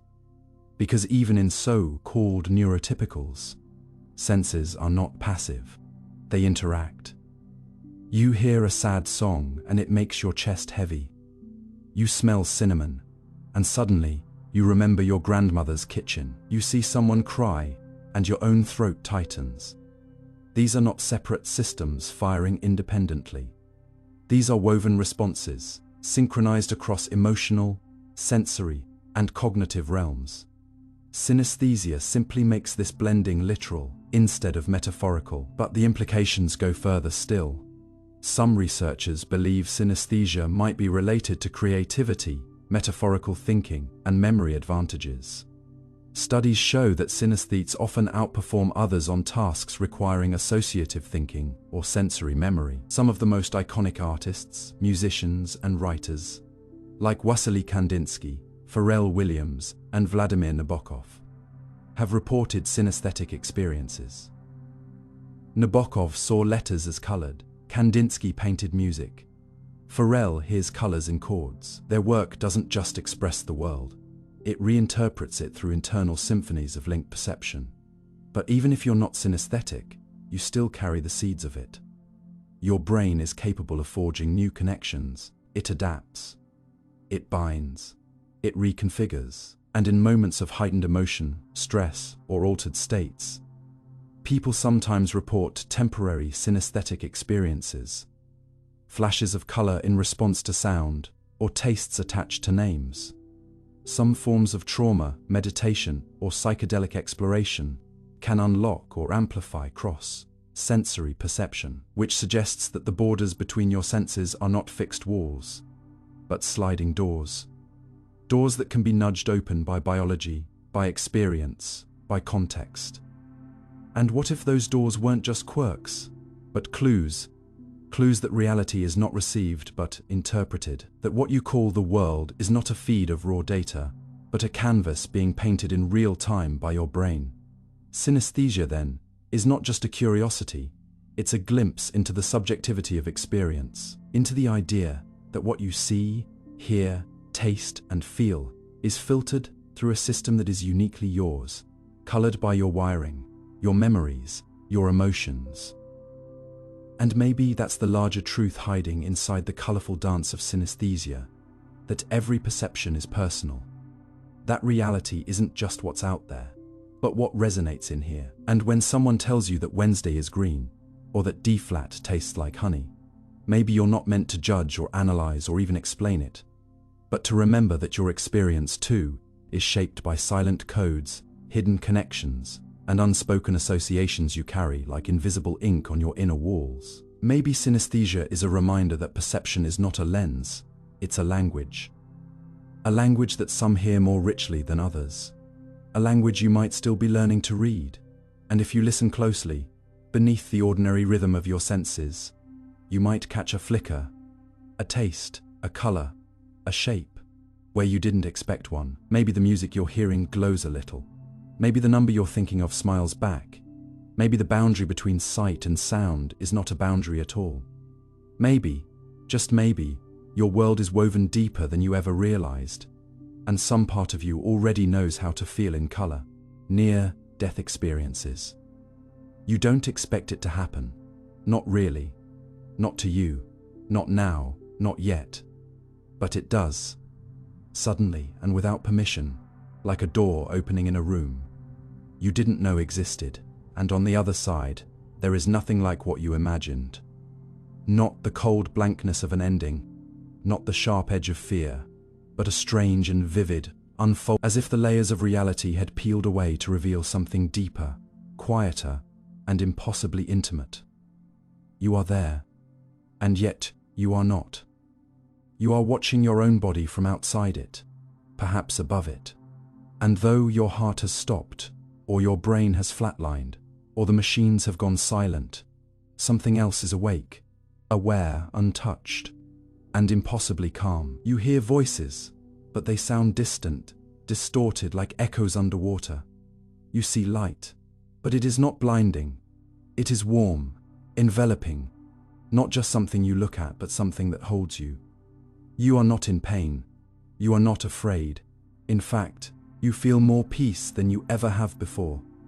More clarity, as if a lifetime's worth of noise has finally fallen away. And as you hover, whether above an operating table, or within a tunnel of light, or in a space that has no walls, but feels more real than any room you've known, you are met not by fantasy or fiction, but by something that feels undeniable: presence, memory, emotion, connection. Some people describe a review of their lives, not like a movie but like a tapestry, every thread visible at once, every choice and consequence intertwined, not with judgment but with understanding. Others speak of meeting loved ones who have passed, not as ghosts but as recognitions, as if love itself took form to greet them. Others still describe vast landscapes, impossible colors, sounds that don't exist in language, sensations that have no names. Beauty, yes, but also a sense of profound return, as though they were not visiting somewhere new, but remembering somewhere old. And then, just as suddenly, they return. Back to the body, back to the beeping machines, back to the pain, the noise, the fluorescent lights. And yet, something has changed. Because once you have brushed against the threshold of death, life no longer looks the same.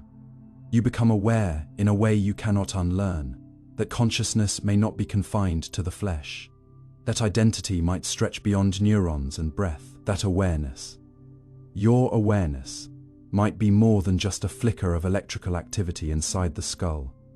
Near-death experiences are not dreams.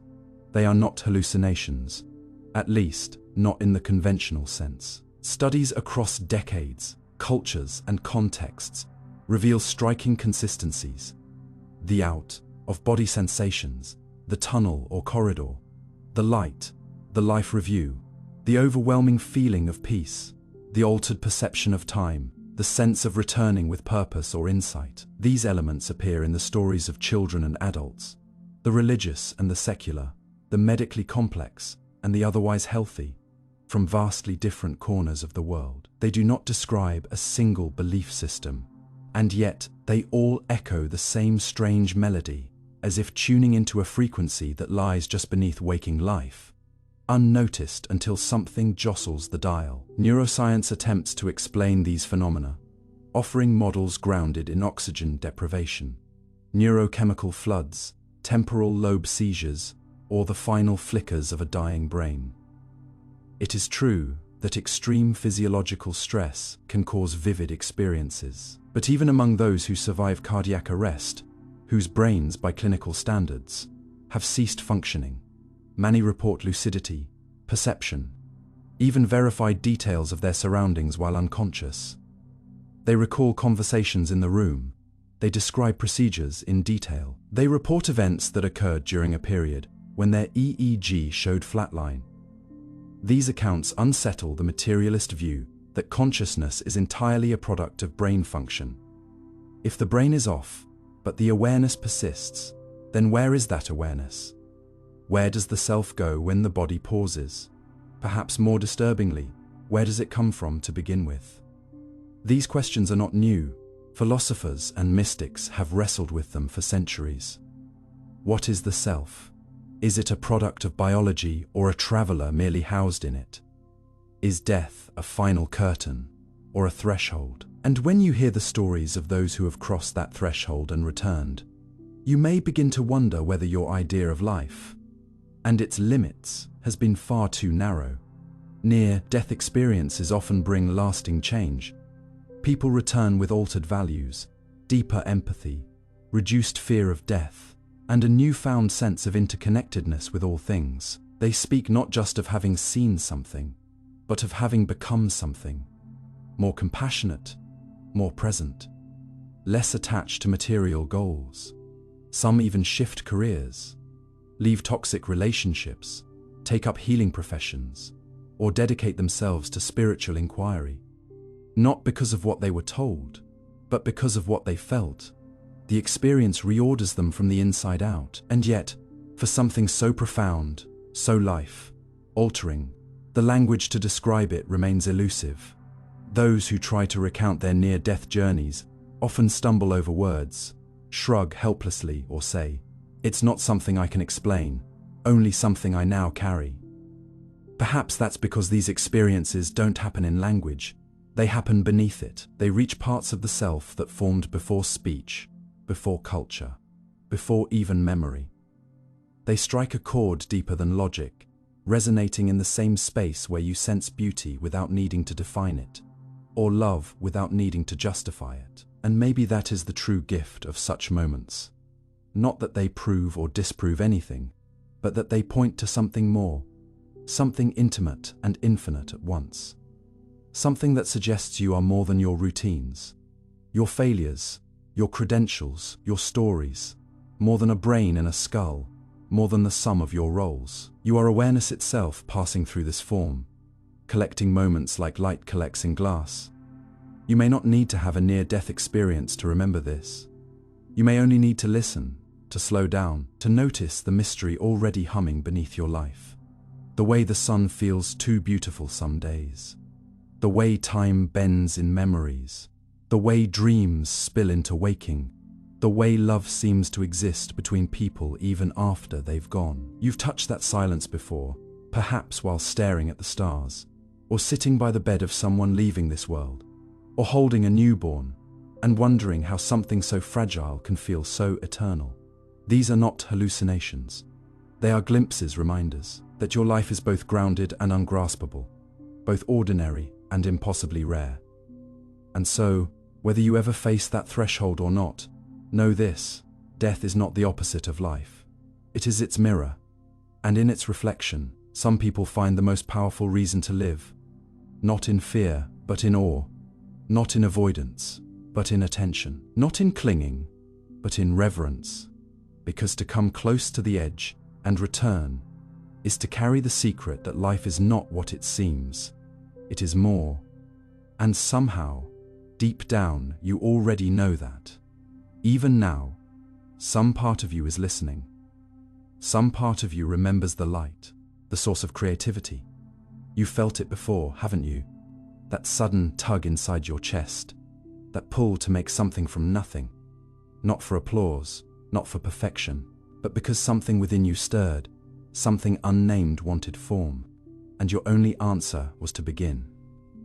You might not even know where the impulse came from. One moment, you were still. The next, your fingers twitched, your thoughts danced. An idea surfaced like a ripple breaking through calm water.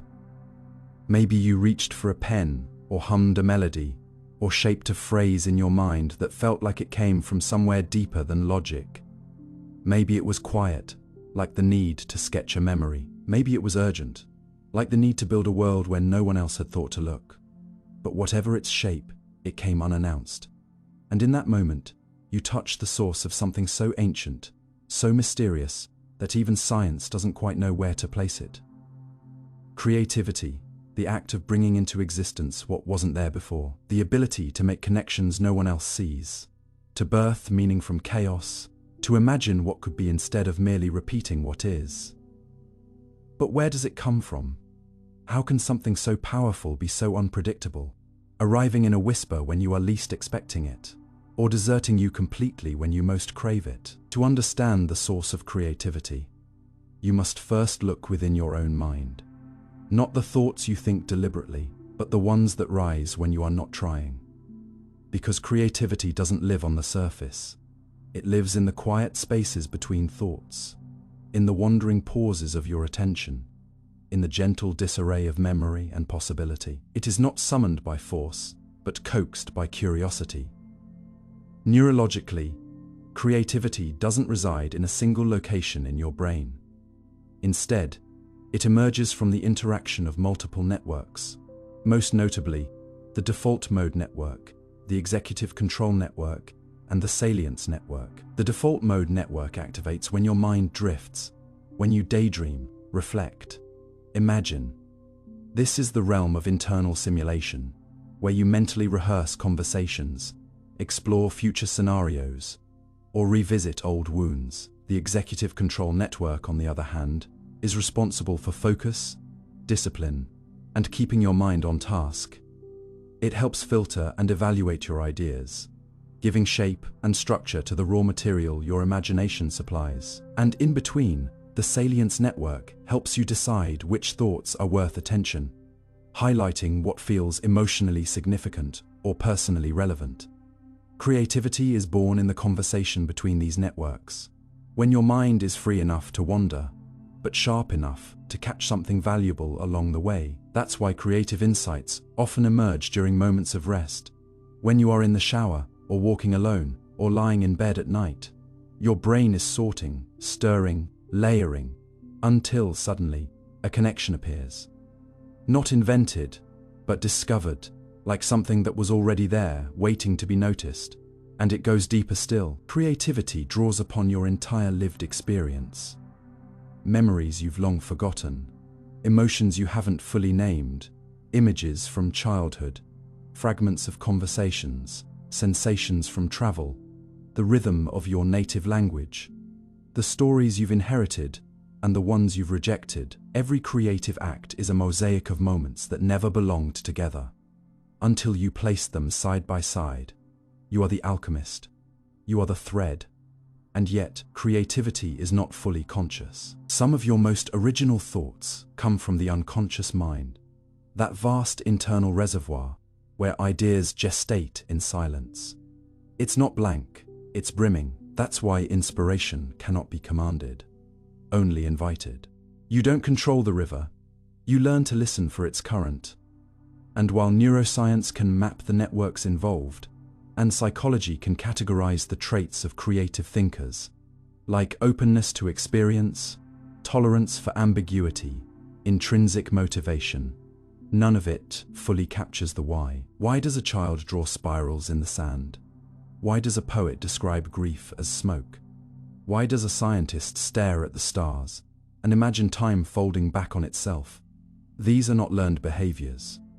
They are expressions of something older than reason, a flame that flickers inside you even when everything else goes dark. Some have called it the muse, others call it the subconscious, some call it flow. Others speak of it as divine. But no matter the name, the source of creativity is not something outside you, it is of you. It emerges when you pay attention to the inner world, when you stop demanding answers and start asking better questions. When you allow silence, when you make room for uncertainty, when you stop fearing the unknown long enough to walk toward it with wonder. And yes, it can be frightening. Creativity often begins where clarity ends. It asks you to let go of what you know in order to explore what you might feel. It risks failure, misunderstanding, even ridicule. But it also opens the door to meaning, to expression, to transformation. It turns the raw material of your life into something that moves others. A song, a sentence, a design, a breakthrough.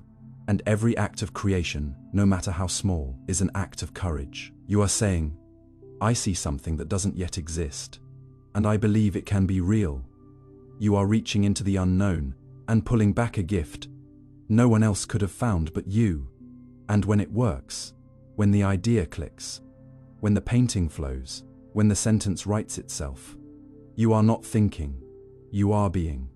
You are in a state beyond analysis, beyond ego. You are not chasing beauty. You are beauty unfolding. And when you return from that place, when the moment passes, you're not quite the same. Something in you has shifted. Quietly, not in volume, but in depth. You have touched the source, and it has touched you back. It is not reserved for artists or inventors. It lives in everyone, in you. In the way you solve a problem, comfort a friend, arrange a sentence, choose a color, imagine a future. The form doesn't matter. What matters is the reaching, the willingness to explore, to combine, to risk. So if you ever feel blocked, empty, uninspired, don't try to force it. Just begin again, slowly, gently. Listen, wander, read strange things, walk unfamiliar paths, protect your quiet, feed your soul. Creativity doesn't come when you shout at it. It comes when you whisper yes into the silence. It comes when you remember that you are not separate from the world. You are its interpreter, and somewhere inside you, the source is still flowing. It never left.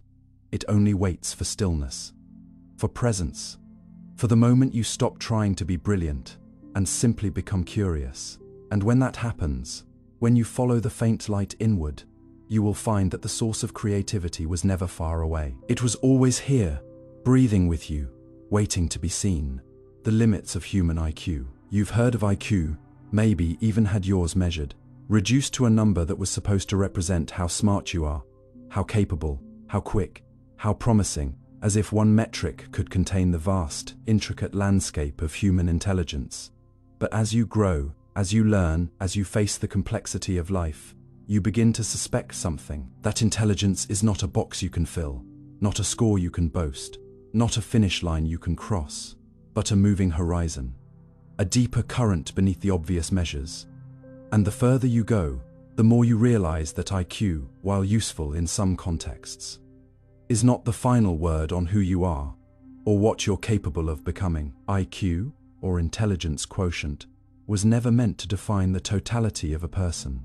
It began as a tool, developed in the early 20th century by Alfred Binet, who himself warned that it should not be treated as fixed nor definitive, but rather as a guide to help identify children who needed academic support. But over time, this modest idea was weaponized, idolized, reduced into charts and comparisons, a numerical caste system that gave some people permission to feel superior and others a silent burden to carry. The standard IQ test measures certain cognitive abilities, pattern recognition, memory span, mathematical logic, verbal reasoning. But what it cannot measure is just as important, perhaps more so. It cannot capture emotional depth. It cannot quantify resilience. It cannot score moral insight, creative leaps, intuitive brilliance, or the quiet, steady wisdom of someone who knows how to listen before they speak. And yet, society leans heavily on it. Schools use it to track potential. Employers whisper it behind closed doors. Even friends, unconsciously, categorize others by how quick or slow they seem. But what if speed isn't the only kind of smart? What if elegance of thought doesn't always arrive in milliseconds? What if truth takes time? The limits of human IQ begin at the assumption that intelligence can be captured in a static moment, in a controlled environment, without the messiness of real emotion, real fatigue, real experience. You do not live in multiple choice. Your problems do not come with 4 options. Your breakthroughs do not appear on a timer. Real intelligence shows up in the unpredictable moments, when plans fall apart, when feelings overwhelm, when nothing makes sense. And yet, somehow, you adapt. That's where something deeper kicks in. Psychologists have long known that IQ is only one piece of a broader puzzle. There's fluid intelligence, your ability to solve new problems without prior knowledge, and crystallized intelligence, your accumulated wisdom, vocabulary, and learned strategies. There's practical intelligence, the street smarts that guide you through life's chaos. There's emotional intelligence, your ability to read people, manage your own feelings, and create harmony where there is tension. And there's creative intelligence, the strange, spontaneous spark that makes you reimagine a world others have accepted. None of these show up clearly in traditional IQ scores. And yet, they shape your success, your relationships, your sense of meaning. You've seen people with towering IQs make shallow decisions. You've seen quiet minds make profound change. Intelligence, it seems, is not just about what you know, but how you hold what you don't. And perhaps most humbling of all, your intelligence is bounded.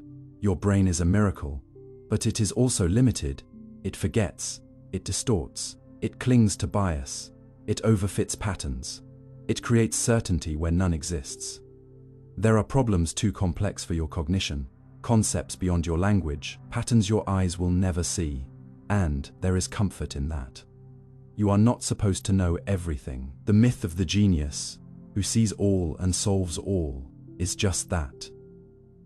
A myth. Most breakthroughs are not flashes of IQ, but the result of years of persistence, collaboration, curiosity, failure. Einstein himself claimed that imagination mattered more than knowledge, that wonder was more important than speed, that the question was often more profound than the answer. And in this light, you begin to see IQ for what it is. Not a ceiling, not a cage, not a destiny, but a snapshot. Useful in some contexts, misleading in others. It can open doors, but it can also build walls. The real work of intelligence is not to perform well on tests, but to become a fuller version of yourself. That means learning how you learn, recognizing how your mind changes, discovering what excites you enough to study without being told, and most of all, accepting that your worth does not rise and fall with your cognitive speed. Your value is not how fast you process, but how deeply you care, how bravely you think, how openly you grow. Some of the most remarkable minds in history, Van Gogh, Emily Dickinson, Alan Turing, were not understood in their time, not rewarded for their supposed scores, but followed a different kind of light. They created not because they tested well, but because something inside them refused to stay quiet. And you have that too. Not in the same form, not in the same direction, but your mind, however it's wired, holds seeds of brilliance that no test can predict. The limit of IQ is not just what it measures, but what it forgets. The soul, the story, the softness, the subtlety, the way your thoughts twist into metaphors, the way your silence holds compassion, the way you rebuild after each failure, the way you dare to hope again. These are not numbers, they are legacies. And in the end, when people remember you, they will not ask what your IQ was. They will remember how you made them feel smarter, safer, more seen. They will remember how your intelligence didn't isolate, but included, how it opened instead of closed, how it pointed not to you, but to something larger. And that is the kind of intelligence worth cultivating. The kind that outlives numbers. The kind that glows quietly behind the eyes. The kind that grows wiser, not just sharper. And in you, that intelligence is still unfolding. Why we yawn. It sneaks up on you slowly, like a rising tide. You didn't notice until your breath deepens, and your jaw stretches wide. Your eyes flutter and water slightly. Your shoulders relax. And for just a second, your entire being feels suspended, then released. And though you've done it thousands of times, maybe even today, you still don't quite understand it. Not fully, not deeply, not in the way your body seems to. Because yawning isn't just about being tired, isn't just about boredom, and certainly isn't just an automatic quirk to be ignored or stifled. It's something older, something primal, something shared by birds and lions, and unborn fetuses, and ancient humans who sat by the fire long before language found its way into their throats. Something that echoes through your physiology like a forgotten lullaby, signaling that your body, your brain, your rhythms are out of tune and need a reset. And so you yawn, you do it without instruction, you do it without thinking, and yet every yawn is a whole body event, involving your brainstem, your lungs, your facial muscles, your blood flow, your attention, even your sense of emotional alignment. It starts deep in the brain, in the paraventricular nucleus of the hypothalamus, a region involved in regulating homeostasis, arousal, and neurochemical balance. When your dopamine levels rise in certain contexts, stress, fatigue, temperature imbalance, this area activates, sending signals that initiate the complex cascade we call a yawn. But calling it a reflex misses something, because yawning isn't just a reaction, it's an intervention, a built-in tuning fork, a system reboot. When you yawn, your lungs expand deeply, drawing in more oxygen than your usual breaths. Your heart rate slows momentarily, Your facial muscles contract and relax in ways that stimulate cranial nerves. Your brain's temperature drops slightly, and all of these changes feed back into your autonomic nervous system, helping you transition between states, between wakefulness and sleep, between mental overload and calm, between emotional tension and release. Yawning is not a sign of weakness. It is a signal that your body is attempting to self-regulate. It is both sensor and solution, and its complexity only deepens from here. Consider contagious yawning, the strange fact that seeing someone else yawn, or even thinking about yawning, can trigger your own. Why? It turns out that contagious yawning correlates with empathy, with your ability to mirror others' internal states. Brain imaging shows that areas involved in social cognition, like the anterior cingulate cortex and the precuneus, activate when you observe someone yawning. This suggests that yawning in some contexts is more than personal. It's communal, a way to synchronize arousal levels in a group, to indicate fatigue or transition to a line. Some researchers even believe that early humans may have used yawning as a nonverbal social cue, coordinating rest periods or preparing for vigilance together. In that sense, a yawn is a whisper to the tribe: we are shifting, we are recalibrating, watch me, feel me, mirror me, we are in this together. And yet, for all its consistency across species and centuries, yawning still resists easy explanation. It doesn't always align with low oxygen levels. It doesn't always follow sleep deprivation. It can occur in boredom, yes, but also in anxiety, anticipation, even in moments of intellectual effort or deep concentration. You felt it, sitting through a long meeting, listening to a monotonous voice, or staring at a blank screen while trying to think. Your body yawns, not because you're uninterested, but because your brain is overheating, struggling to stay sharp, and the yawn acts as a cooling mechanism, increasing blood flow to the brain, facilitating thermoregulation, helping restore focus. This is the thermoregulatory theory of yawning, and it's supported by studies showing that brain temperature drops slightly after a yawn, especially when ambient temperature is in a specific range. If it's too hot or too cold, yawning decreases. But when the conditions are just right, when your internal temperature rises slightly above optimal levels, your brain reaches for the yawn like a button labeled reset. And there is poetry in that. That something as small and involuntary as a yawn could be your body's way of whispering, you are trying too hard, you are drifting, you need to pause. But we rarely listen.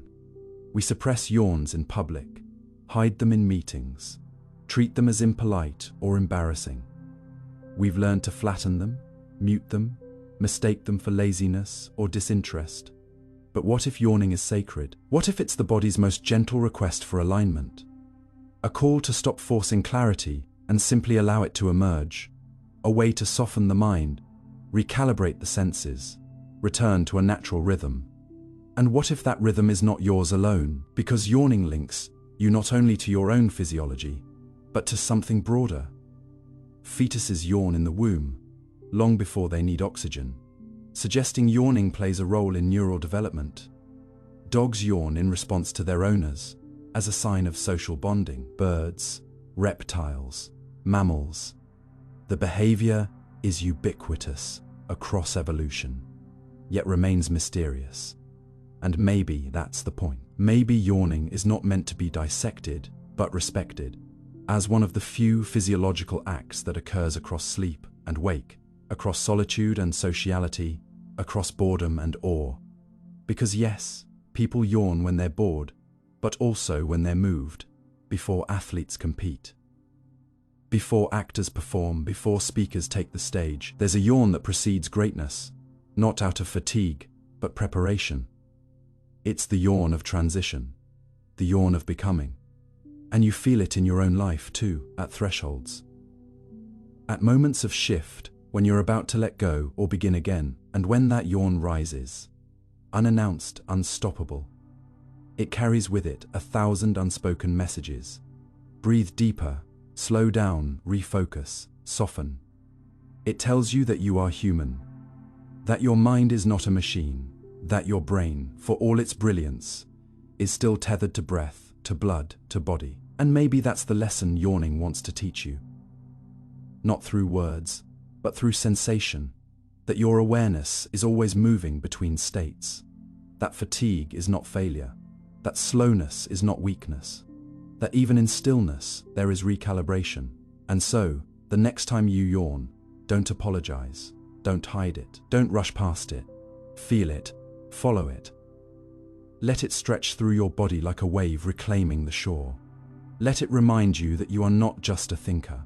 You are a breather, a feeler, a rhythmic organism in constant negotiation with its own limits. Let it teach you that intelligence is not just about speed, that meaning is not just about productivity, that presence is not just about focus. Sometimes, presence begins with surrender, with exhale, with a pause long enough for the body to catch up to the mind.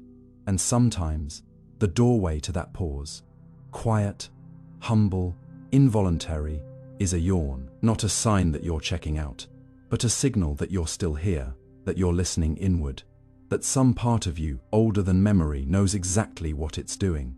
Why we blush. It happens suddenly, without warning, like a whisper of heat rising beneath your skin, a silent bloom across your cheeks that you cannot will away.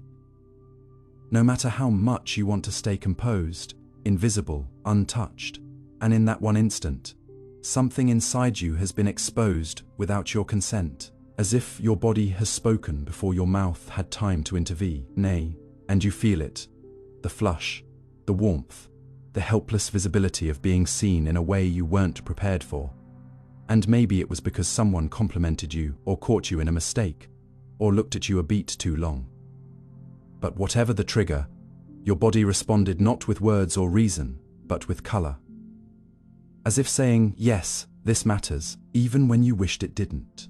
And you wonder, why? Why do you blush?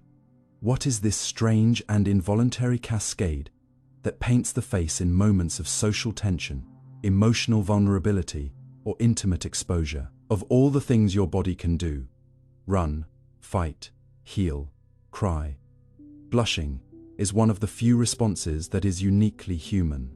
And not only that, but uniquely visible, a physiological signal meant for others, a reddening of the face, neck, ears, or chest, brought on not by exertion or heat, but by emotion. Often when those emotions are most private, when they conflict with your desire to stay hidden, composed, unread.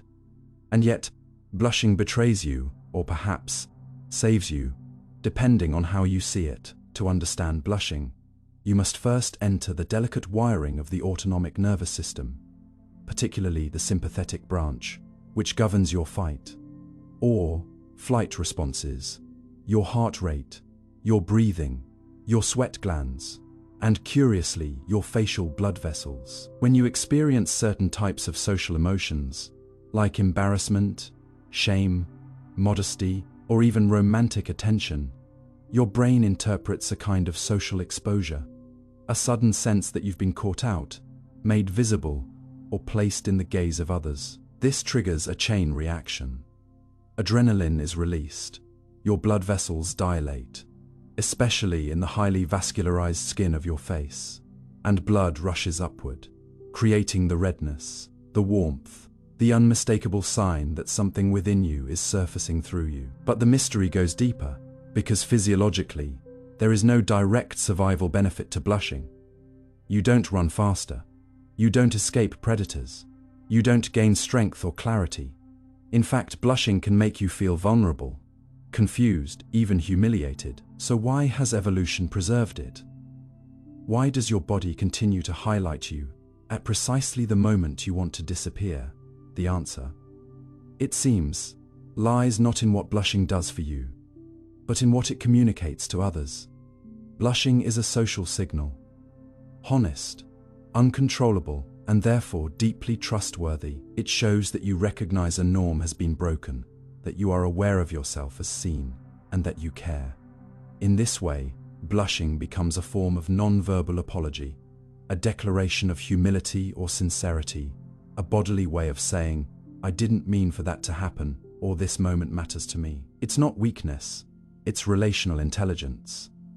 Studies show that observers often interpret blushing as a sign of genuineness, and that it can reduce anger or tension in social interactions. In other words, your body blushes not just as a response to discomfort, but as a repair mechanism, softening the edge of awkwardness with transparency.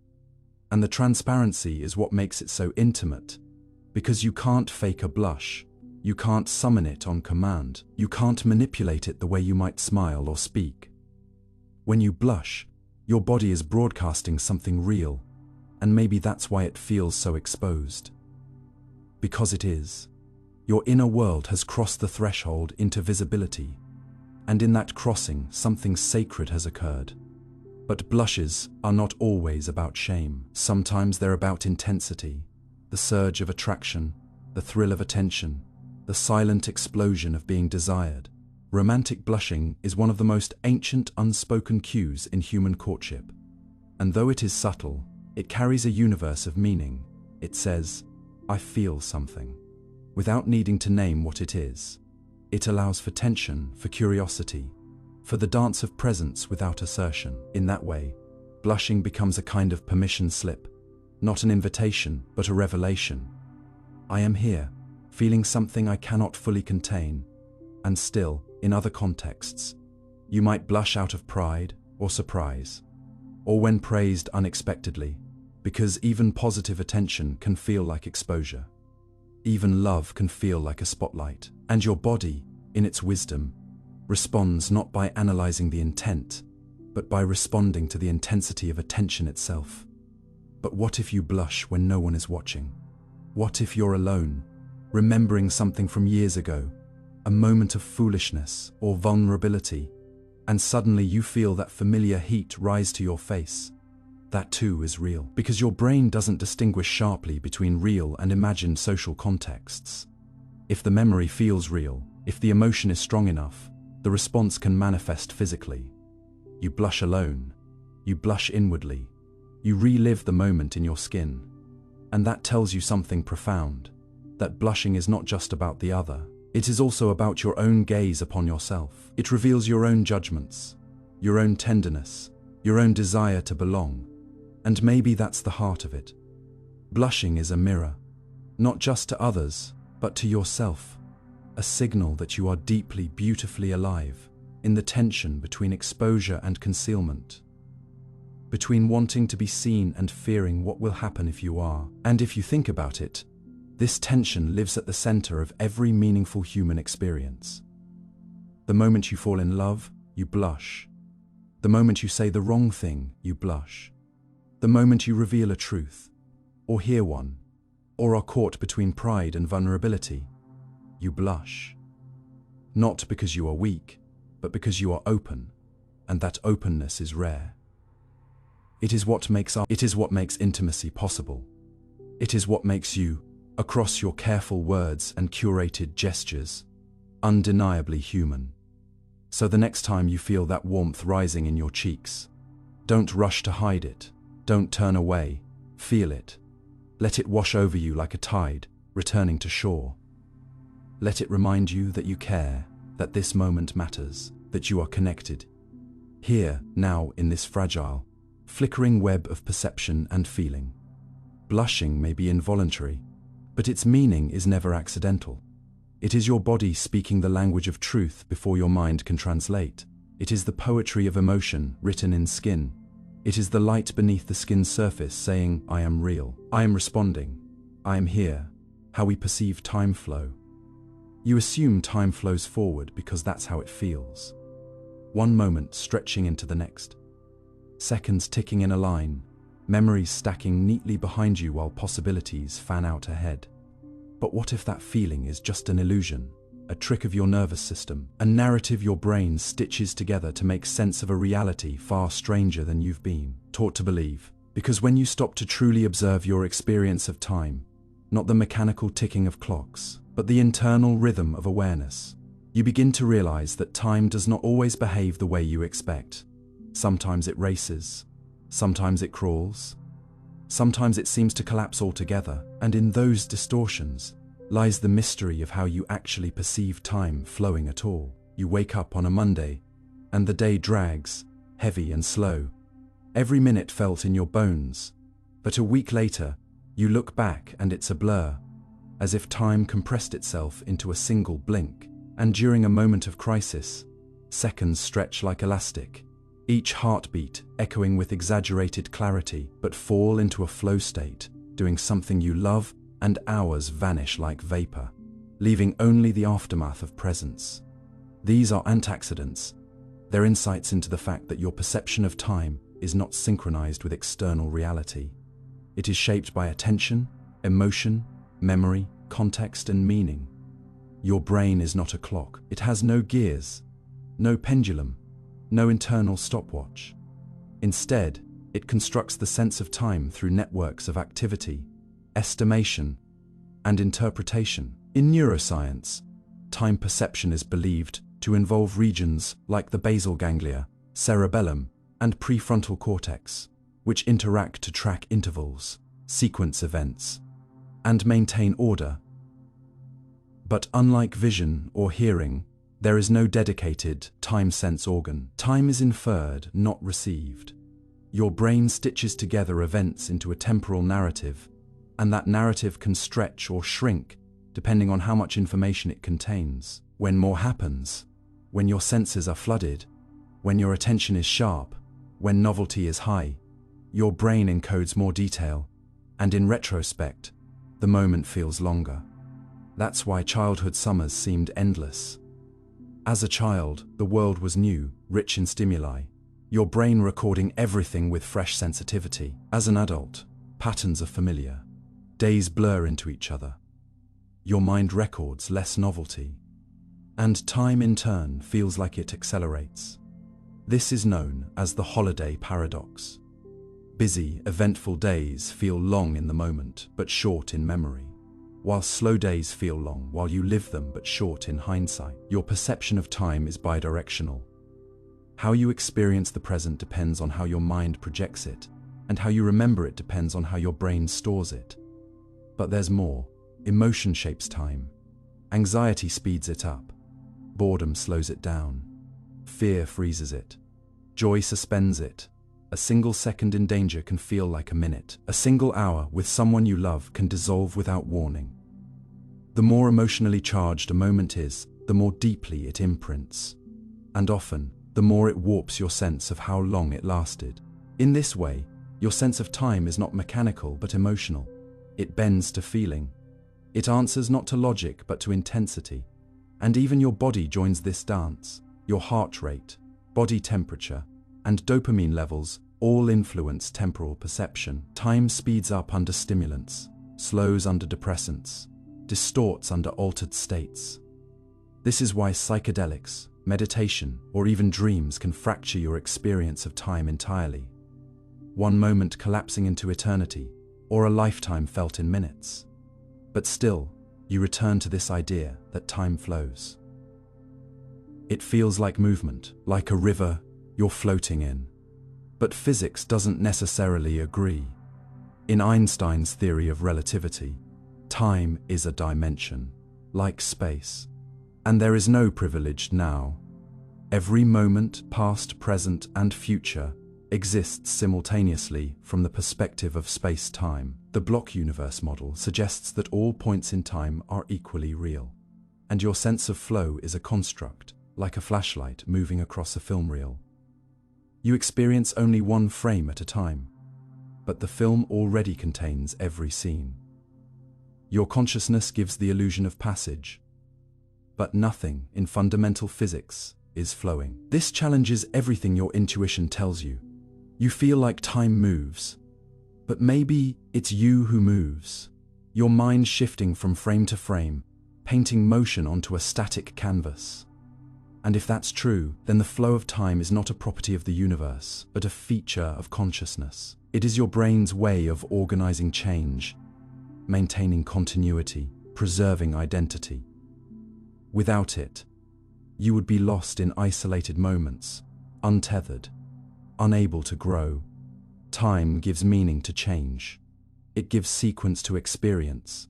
It turns sensation into story. But even within that story, time is slippery. Memory edits it. Anticipation stretches it. Mindfulness suspends it. And within all this variation, you begin to suspect that the flow of time is not fixed, but flexible, not a single river, but many tributaries shaped by what you feel, what you focus on, and how deeply you engage. So what does this mean for you? Here, now, it means that how you live shapes how you experience time. Rushing through life might make time feel fast in memory, but empty in meaning. Deep attention, presence, might make time feel slower but fuller. If time flows according to attention, then to slow down time, you must slow down within. You must make space for novelty. You must lean into emotion. You must honor silence, beauty, confusion, because when you stop racing, time opens. It breathes, it thickens, it expands to hold you. You felt it in sunsets in music, in goodbye hugs that last longer than words can bear, in the long gaze across a room, in the moment between inhale and exhale where nothing moves, and yet everything does. And maybe that's the point. Time does not pass around you, it unfolds through you. You are the axis, you are the metronome, and your experience of time is a mirror, reflecting not the ticking of clocks, but the beating of your awareness. So if you ever feel like life is slipping past too quickly, don't chase the clock. Instead, chase meaning, chase depth, chase the kind of presence that makes time stop, not because it actually does, but because, for a moment, you've aligned with the truth underneath the illusion. That time, like light, bends when you look closely, and your ability to feel it is not a defect of biology. It is the most human thing about you, what consciousness truly is. You wake up in the morning, and there you are again, aware, present, tethered to a body, returning from the unknown drift of sleep into something that feels solid, coherent, unmistakably you. But have you ever truly asked what this you is made of? Not the name or the biography or the accumulated stories you carry like pages in a book, but the simple, unsettling fact of awareness itself. That clear sense that something is experiencing, watching, reacting, narrating from within the fortress of skin and bone, and yet entirely immaterial, invisible, ungraspable, and the more you try to find it, the more it slips through your fingers like smoke. Because consciousness, unlike your hands or your heartbeat, cannot be touched, weighed, or located in space. And yet, it is the only thing through which you have ever known anything at all. Every sound, every color, every feeling you have ever had has passed through this silent, luminous gate that opens the world to you. And still, for all its centrality, no one, not philosophers, not neuroscientists, not mystics, can fully agree on what consciousness truly is. Is it a byproduct of the brain's complexity, an emergent illusion arising from billions of neurons firing in patterns too vast to track? Or is it something more foundational, something irreducible, perhaps even fundamental to reality itself, like space or time or mass? You've heard the theories. Some say consciousness is merely the brain's illusion, a trick played by evolution to bind perception into a cohesive narrative, while others suggest it is the intrinsic property of certain kinds of physical arrangements, a function that switches on when matter becomes sufficiently self-referential. But then there are those who claim that consciousness is not an effect, but the essence, the canvas on which all existence is painted, that the universe does not produce consciousness, but rather arises within it. These questions don't live in textbooks alone. They haunt your quiet moments, when you're alone, and the noise of the world falls away, and you feel not like a character in your story, but like the witness behind the eyes. You are brushing up against this mystery, noticing the space of noticing itself. Your thoughts come and go. Emotions rise and fade. Memories surface and sink. But something in you remains, watching it all.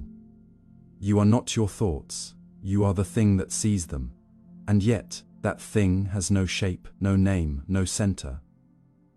It is the one feature of your experience that can never become an object, because it is always the subject. And that, right there, is the consciousness is the one phenomenon you know more intimately than anything else. It is the ground of all experience.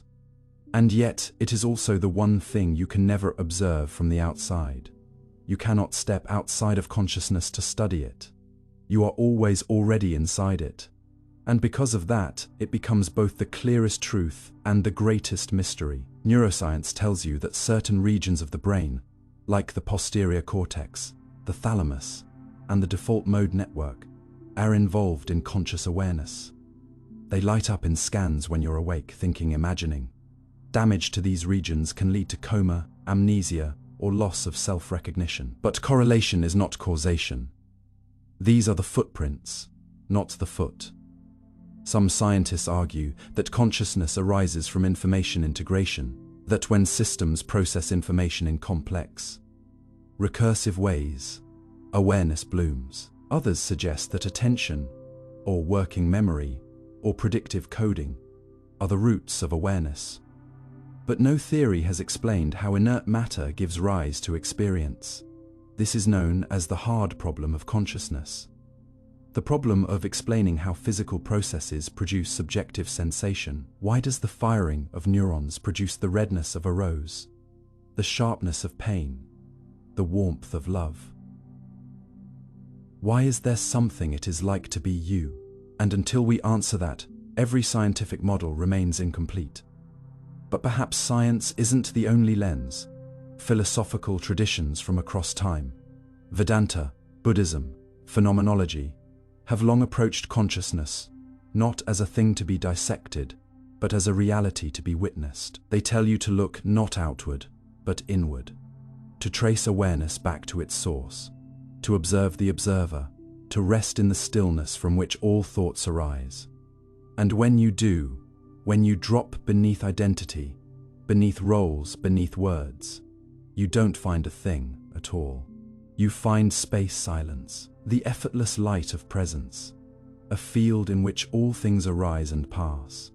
You feel not like a body looking out, but like the sky itself, open, vast, unmoving. And in that state, the question, what is consciousness, becomes something different. It becomes not a puzzle, but a portal. A way of seeing that reveals not just yourself, but the world. Because what if consciousness isn't just in you, but is you? What if it's not produced, but revealed? What if every rock, every tree, every atom is immersed in a field of awareness? And you, with your nervous system, your perception, your inner life, are just one expression of it.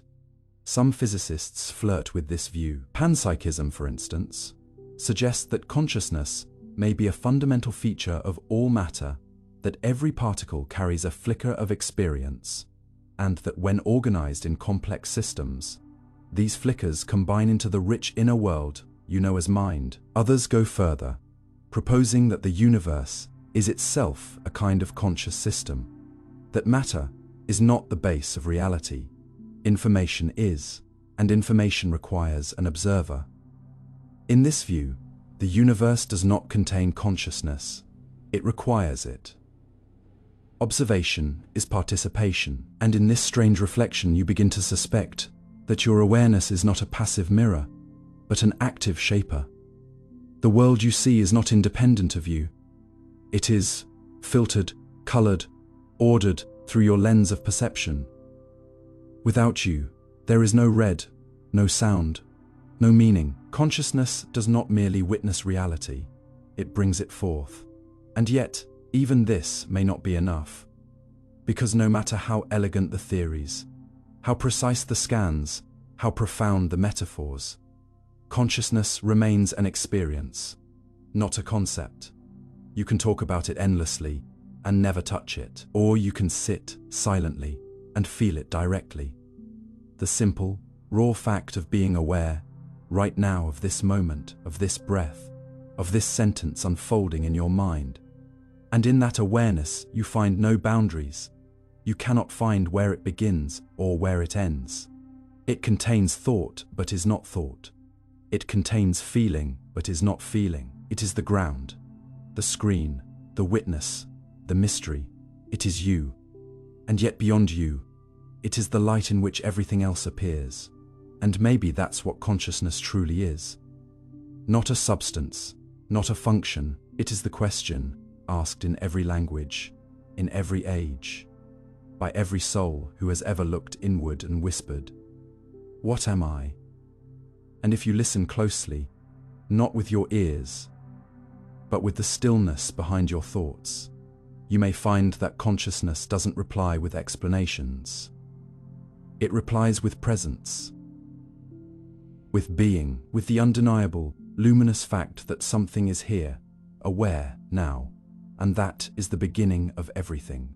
Collective consciousness. You wake up thinking you are alone inside your mind, that your thoughts are your own, that your memories are personal, that your inner voice is yours and yours alone. But what if that sense of separateness is only part of the picture, a necessary illusion carved into your perception to make life feel coherent, linear, manageable? You are always connected to something larger, something shared, something ancient and ongoing and alive. Not above you or beyond you, but through you. Moving silently in gestures and symbols and words and instincts that were never entirely yours to begin with. Because the thoughts that arise in you are not made in isolation. They are shaped by language that was handed down, molded by cultures that shaped your parents, filtered through rituals and beliefs and symbols encoded before you were born. And every choice you think is singular is humming with echoes of everyone who came before you, everyone around you, and everyone you have yet to meet. Because consciousness, though it feels private, may be deeply collective. You feel it sometimes without realizing. The way laughter spreads in a room, the way silence thickens during shared grief, the way movements rise from crowds, how protests ignite from whispers, how ideologies leap from mind to mind like sparks across dry fields. You think you are thinking alone, but the metaphors you use, the fears you feel, the stories you live by, they've all passed through others, carried in books, in movies, in glances, in lullabies. This is not imitation, this is participation. Your consciousness is not a closed chamber, it is porous, fluid, shaped by your immersion in a vast field of minds. Carl Jung called this the collective unconscious, a reservoir of archetypes, symbols, and instincts shared across humanity, not inherited like memories, but structured into your very psyche, shaping how you dream, how you respond to love, how you fear death, how you imagine heroes, mothers, darkness, rebirth. But even outside psychology, we see it. In neuroscience, the social brain hypothesis tells us your brain evolved primarily not to solve puzzles or do math, but to navigate relationships, to read intentions, to mimic facial expressions, to share attention. Mirror neurons fire not just when you act, but when you observe others acting. Empathy is not learned, it is wired. And in that wiring, you are always entangled. One person's emotion becomes yours. One person's fear tenses your chest. One person's joy lifts your face. You are not just in your own nervous system, you are relational by design, and it goes further. Social media, for all its noise, shows how rapidly ideas move, mutate, amplify. A meme begins as a joke and ends as a movement. A phrase becomes a worldview. Digital consciousness is not separate from yours. It shapes the metaphors your brain wakes up into, and the more connected we become technologically, the more our thoughts interweave. We are building a kind of neural network made of people, where attention is currency and collective focus becomes power. This is no longer just philosophy, it is structure, it is reality. You think you're scrolling, but you're participating in a global cognitive loop. But it's not just ideas that flow, it's mood. A study on emotional contagion showed that sadness or happiness online can ripple across thousands of users. Even without direct contact, you absorb not just content but tone. Even your dreams carry fragments of what society is feeling. And this is where the mystery deepens. Because if consciousness can ripple across space and mind, what are its true boundaries? Mystical traditions have long said that separation is illusion, that beneath the surface there is only one mind dreaming itself through many, from Advaita, Vedanta to Sufism. From Taoism to some interpretations of quantum theory, the message is whispered in different tongues. The self is not the source, but the surface. Beneath identity lies unity, and even in modern science, we see hints. Some physicists propose that observation itself, the act of conscious measurement, plays a role in shaping reality, raising the question, if consciousness affects matter, and matter connects us all, are we already part of something collective? Not just biologically or socially, but fundamentally. You feel it in nature, standing among trees, or under stars, or beside the ocean, you sense the quiet dissolving of ego. The merging with something older than you, vaster than you, but not foreign. Something familiar, like a forgotten memory. That too is the whisper of the collective. You were not born into a world, you were born from it. And everything you think of as yours, your voice, your habits, your posture, your fears, carries the fingerprints of the tribe, the family, the species. And yet, paradoxically, this doesn't diminish your individuality, it expands it, because your uniqueness is not isolation, it is variation within the whole, a thread in the pattern, a note in the chord. You matter because you belong. And the collective is not a force that overrides you, it includes you, your insights feed it, your healing shifts it, your silence adds texture. When you speak truth, the entire field adjusts. When you hurt, that pain ripples outward, and when you wake up, when even for a moment, you realize you are not alone in your mind, the quality of your presence changes. You listen differently. You act with awareness. You become not just a person in the crowd, but a steward of resonance. And this awareness matters, now more than ever, because the systems we live in often teach us to be isolated, competitive, hyper, individualistic, as if growth were a solo climb and wisdom a private trophy. But real growth is collective. Real intelligence is shared. Real evolution happens when minds meet, not clash. And so, if you feel something stir in you when others awaken, if you feel a strange sense of recognition in movements, you didn't start. If you've ever cried at the suffering of strangers or felt peace in shared silence, know that you are not broken, a conduit, a field that bends with others. And through that field, something deeper moves. A wisdom older than language, a presence larger than the sum of us. It's not just that we have a collective consciousness, it's that we are one. And the moment you stop resisting that truth, the moment you stop pretending to be separate, you return to something ancient and necessary, the knowing that healing is shared, that insight is communal, that consciousness is not a candle burning in the dark, but a constellation, each of us a point of light, shaping and shaped by the others, until there is no boundary between I see and we shine. The origin of life. You sit in the stillness of your own body, not always aware that it is a cathedral of chemical miracles, that every cell is an echo of ancient transformations, and every heartbeat is a rhythmic inheritance from a chain of events so old, so unthinkably complex, that even now, after centuries of exploration, experimentation, and dreaming, humanity still does not fully understand how life began, how the cold dust of a barren earth transformed into consciousness, into memory, into you. And yet, here you are, blinking, breathing, wondering, alive. You touch your skin and feel warmth, movement, complexity. But beneath that touch lies something older than history. A molecular whisper that traces back to a time when the earth was not green or welcoming, but molten and violent, spinning beneath a young sun, covered in oceans still forming, bombarded by asteroids, laced with gases no animal could breathe. And in this chaos, somehow something happened. Matter shifted into meaning. chemistry birthed self-preservation, and lifeless molecules began to behave like they wanted to endure, to replicate, to persist. And the question that follows you like a shadow is, how? How did non-life become life? Where is the line, and when was it crossed? And can it ever be redrawn? The origin of life is not just a scientific mystery, it is the first breath in a symphony that still plays through your blood. The ancient note that echoes through every organism that's ever walked, swum, or flown. And to explore it, you must leave behind the comforts of everyday time and language and sink into the deep past.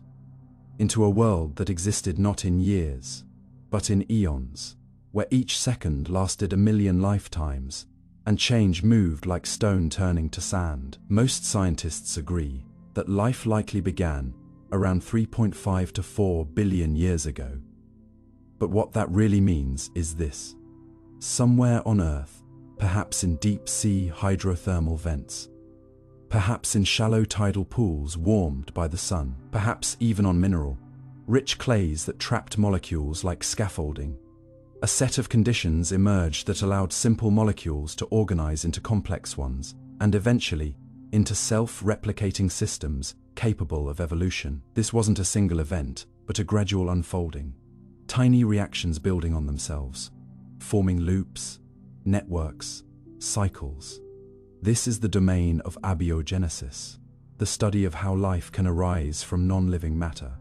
And within this field, many competing theories breathe side by side. Some believe life began with RNA, a molecule that can both store genetic information and catalyze chemical reactions.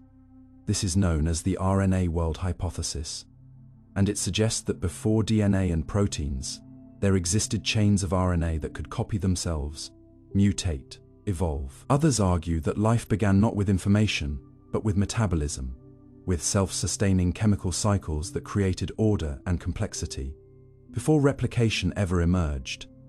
There are theories involving lipid bubbles that formed primitive membranes, encapsulating reactive chemistry. There are ideas about iron-sulfur surfaces, acting as early catalysts, giving rise to chains of energy flow. And still others suggest life's building blocks didn't even originate on Earth, that amino acids and organic compounds may have arrived via meteorites, seeding a fertile young planet with the ingredients of vitality. But no matter the pathway, the question at the heart of it all remains.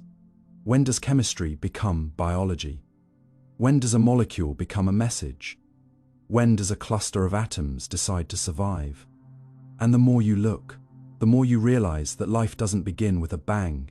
It emerges gradually, quietly, like dawn. The line between life and non-life is not a sharp boundary, but a gradient, a slope where function deepens into persistence, where reactions become regulated, where systems begin to respond, adapt, continue. And in this ambiguity lies the beauty. Life is not a miracle in defiance of the universe's rules. It is a phenomenon written into them. The laws of physics allow for complexity. Thermodynamics does not forbid life. It requires systems to explore every possible way to dissipate energy. And life, it turns out, is a stunningly effective way to spread entropy. We are not exceptions to nature's order. We are its expression. Even your cells, microscopic universes humming with activity, are built on processes that mirror the earliest steps of life. Membranes regulating flow, molecules replicating with slight imperfections, proteins folding and unfolding with precision. You are, in essence, a walking echo of Earth's earliest experiments. And it doesn't end there, because once life begins, it changes everything. The presence of life alters the planet. It transforms the atmosphere. It reshapes geology. It rewrites the future. Life leaves fingerprints in carbon isotopes, in fossilized stromatolites, in the oxygenation of Earth's air. And with time, those simple, self-replicating forms evolve into complexity, into multicellularity, into sensation, locomotion, perception. And one day, those cells form minds. And one day, those minds ask, where did we come from? And the answer is still forming. Because the origin of life is not just a scientific puzzle, it is a mirror. When you ask how life began, you are also asking what it means to be alive. Are you a fluke, a cosmic accident, or are you part of a thread that runs through time itself? A continuation of patterns written into the stars. Some suggest that life may be an inevitable outcome of the right conditions. That wherever the chemistry is rich, the temperature stable, and time plentiful, life will arise. Others believe we are rare, perhaps even alone. But whatever the answer, one truth remains. Life, once begun, is tenacious. It endures. It evolves. It reaches toward the unknown, and in you, that reaching continues. Every curiosity you have, every story you tell, every tear you shed is part of a legacy that began in silence, in stardust, in chaos, becoming pattern. And maybe that's the real wonder. Not that life began, but that it remembered how to question itself. That billions of years after molecules first learned to replicate, one of their descendants now sits beneath the stars and wonders what it all means. And though science continues to probe, and theories will rise and fall, perhaps the truest answer is not a fact, but a feeling, a sense that to be alive is to belong to something unimaginably vast, a process that began long before you and will continue long after, and yet somehow includes you fully, personally, presently. You are not separate from the origin of life. You are its unfolding. You are the question it learned to ask. And the asking, even more than the answer, is what keeps the story alive. How migratory birds navigate. You look up and see a formation moving across the sky, for-shaped, silent, purposeful, too high to hear but somehow loud with meaning. And something in you pauses, not because you've never seen birds migrate before, but because deep down, a part of you knows there's something in that motion that defies understanding. Something older than maps and satellites, older than questions themselves. And you wonder, as you always do, how they know where to go, how they find their way across oceans and continents, through storms and darkness, returning year after year not just to a general region, but often to the exact patch of land, the very tree, the very rooftop, as if guided by memory written into their bones. And suddenly your own sense of direction, your GPS, your street signs feel small, because these creatures are navigating with nothing visible. No tools you can name, only something internal, something almost sacred. How do they do it? How do migratory birds find their way? With such precision, across distances so vast that even human pilots with instruments and radars would struggle without assistance. The answer, like the flight itself, is layered, and each layer brings you deeper into awe. First, understand that bird migration is not a simple behavior. It's a global choreography, performed by billions of individuals from thousands of species. And it is not random. It is tightly timed with the turning of the seasons, triggered by changes in daylight, temperature, and hormonal shifts. And yet, no one tells a bird it's time to go. No parent sits them down to explain the route.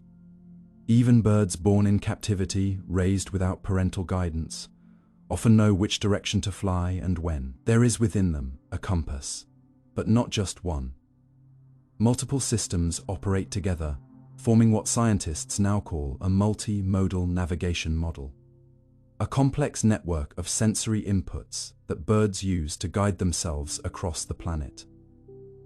The first layer is the solar compass. Birds can detect the position of the sun in the sky and use it to determine direction. But because the sun moves throughout the day, they also need an internal clock, an accurate sense of time. To adjust their angle of orientation, this circadian calibration allows them to correct their path based on where the sun should be, not just where it is. Then there is the stellar compass. Night. Migrating birds, like the indigo bunting or the garden warbler, use constellations, particularly the position of Polaris, the North Star, as a celestial anchor. Experiments with planetarium ceilings have shown that when the simulated stars are rotated, birds in the enclosure adjust their direction accordingly.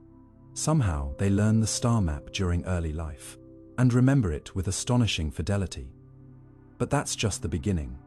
Birds also use visual landmarks, especially during the final stages of migration. Rivers, coastlines, mountain ranges, and even human-made structures become familiar reference points.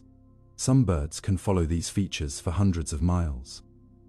But what about over oceans? What about the open sky with no landmarks at all?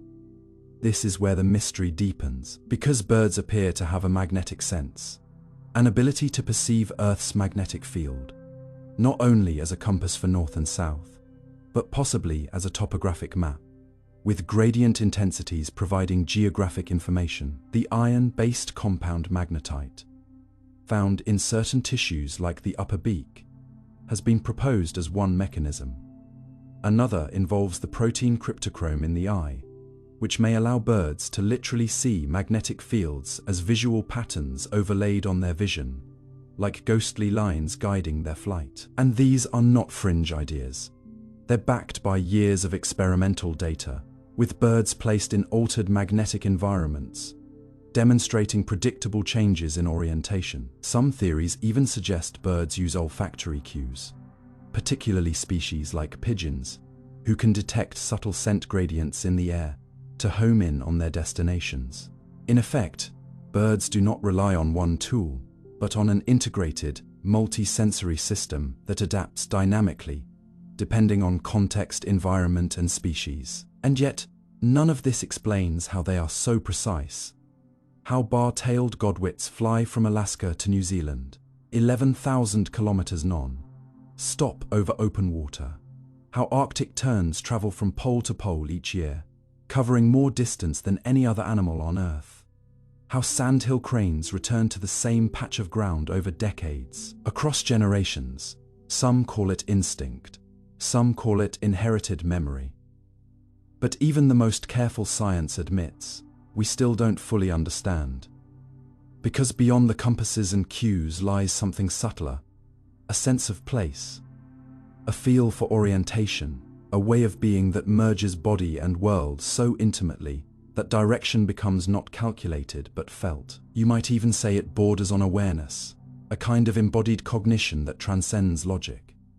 And in this space, you begin to ask deeper questions. If a bird can carry the memory of stars, if its cells can align to magnetism, if it can sense the world without words, what does that say about the mind? What does that say about connection? You live in a world of maps and markers, but there was a time when your ancestors navigated by smell, by sky, by the shape of shadows. You too carry those roots. You too sense more than you notice. There is a compass in you, not magnetic perhaps, but emotional, intuitive, felt. You felt it when you've walked into a room and known something was wrong before words were spoken.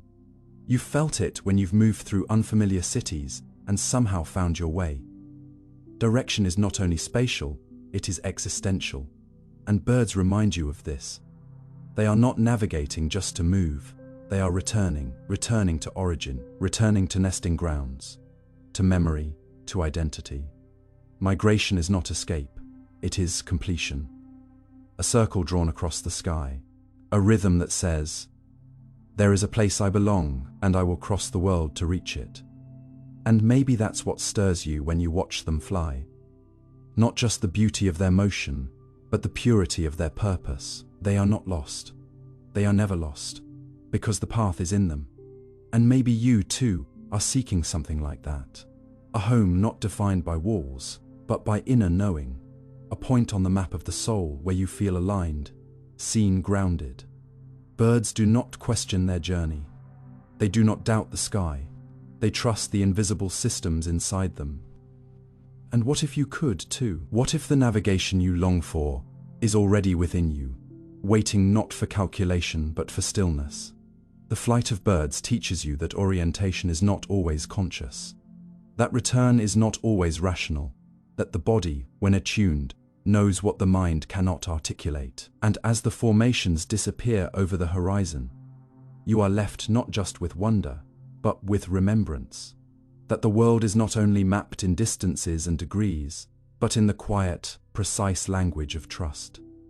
And perhaps, like the birds, you are already moving toward something your mind has not yet named: the cause of gravity. You've always known it was there, even before you had a word for it. Before you learned of Newton's apple or Einstein's warping of space, or the equations carved into chalkboards in rooms you've never seen.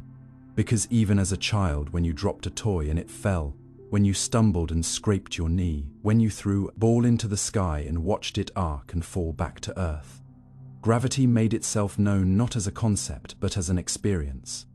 A constant whisper in the background of every step you've ever taken, every breath you've drawn into your chest while your feet stayed planted on this planet that spins through space. And yet, despite its unrelenting presence, no one truly knows why gravity exists. We know how it behaves, how to measure it, how to predict its effects with absurd precision, but its root cause remains elusive. And that is where your wonder begins. You are told that gravity is a fundamental force, one of the four that govern the universe, alongside electromagnetism and the strong and weak nuclear forces. But unlike the others, gravity is stunningly weak. A tiny magnet can lift a paperclip against the pull of the entire Earth, and yet this same gentle force holds galaxies together, sculpts the trajectories of planets, binds you to the ground, and curves the very fabric of space itself. Newton, centuries ago, described it not as a property of matter, but as a force of attraction between masses, a universal law where every object pulls on every other, where the moon pulls on the tides, and the earth pulls on you, and you imperceptibly pull back. And for centuries, that explanation was enough to sail ships, build bridges, and send rockets into orbit. But then came Einstein with a deeper vision, not just of force, but of geometry, of space-time bending under mass and energy, like a stretched fabric under a heavy ball, curving the path of light, slowing the flow of time, warping reality itself. And suddenly gravity was no longer just a pulling force, but a manifestation of curvature, an illusion born of motion through a distorted landscape. And yet, that wasn't the end. Because even Einstein's elegant equations don't explain why mass bends space, or what space really is, or why the presence of matter creates curvature, rather than some other effect, or why the fabric of the universe reacts at all to energy, as if reality itself was somehow pliable. You see, gravity's mystery deepens the more we understand it. In the realm of quantum physics, where the universe breaks into particles and probabilities, gravity refuses to cooperate. It doesn't fit into the neat framework of quantum field theory, where particles exchange force carriers like photons for electromagnetism, or gluons for the strong force. The theoretical particle of gravity, the graviton, has never been observed, never been pinned down, and the math that tries to unite gravity with quantum mechanics breaks down into infinities and contradictions. Some physicists suspect that gravity is not fundamental at all, but emergent, like temperature, rising from countless microscopic interactions. We can't yet see, a property of entropy or quantum information leaking through space-time, like heat from a surface you can't touch. Others suggest we live in a hologram, where gravity emerges from the entanglement of information at the edges of space, where what you feel as downward pull is a shadow of computation playing out on the boundaries of existence. Some theories even propose extra dimensions curled tightly into the fabric of our universe, dimensions in which gravity might flow more freely, leaking into higher planes and weakening its grip in the 3 dimensions we perceive, explaining its baffling weakness compared to the other forces. And in all this, you begin to see gravity not as a force you can touch, but as a symptom of something deeper, something ancient, something cosmic, a fingerprint of the universe's structure, revealing itself in curves and falls and orbits and tides. But still, none of this feels quite final. None of it tells you why, because gravity doesn't just affect matter, it affects you. It shapes your posture, your balance, your motion through life. It tugs on the fluid in your ears, helping you stand upright. It creates resistance, challenge, stability. Without it, your muscles would wither, your bones would hollow, your blood would refuse to flow properly. In space, where gravity loosens its grip. The body suffers, reminding you that you are not just adapted to gravity, you are defined by it. It is not just a condition of your environment, it is part of your identity. And this makes you wonder, is gravity merely physical, or is it also psychological? Is it possible that gravity, in its own quiet way, teaches you how to stay grounded, not just physically, but emotionally, spiritually, that the weight you carry isn't only in your bones, but in your story, that the same force that keeps your body tethered to Earth also reminds you of your limits, and your longing to transcend them. You felt the pull of things you can't name, of memories, of people, of places you've never been. Perhaps gravity is more than a universal law, it is a metaphor made real, the universe's way of expressing the deep truth that everything is connected, that every mass touches every other, that you are not alone, not isolated, but woven into the grand tension between presence and motion. You rise, but you are held. You leap, and maybe, just maybe, the reason we still don't fully understand gravity is because it sits at the boundary between knowing and feeling, between what can be measured and what must be experienced. Perhaps gravity is not just a feature of the cosmos, but a message from it. A message that says, you belong here, you are meant to fall, and rise, and fall again, not as failure, but as rhythm, that every descent is not an end, but a return, that the center of the universe is not a place, but a pull, and you are always being drawn toward it.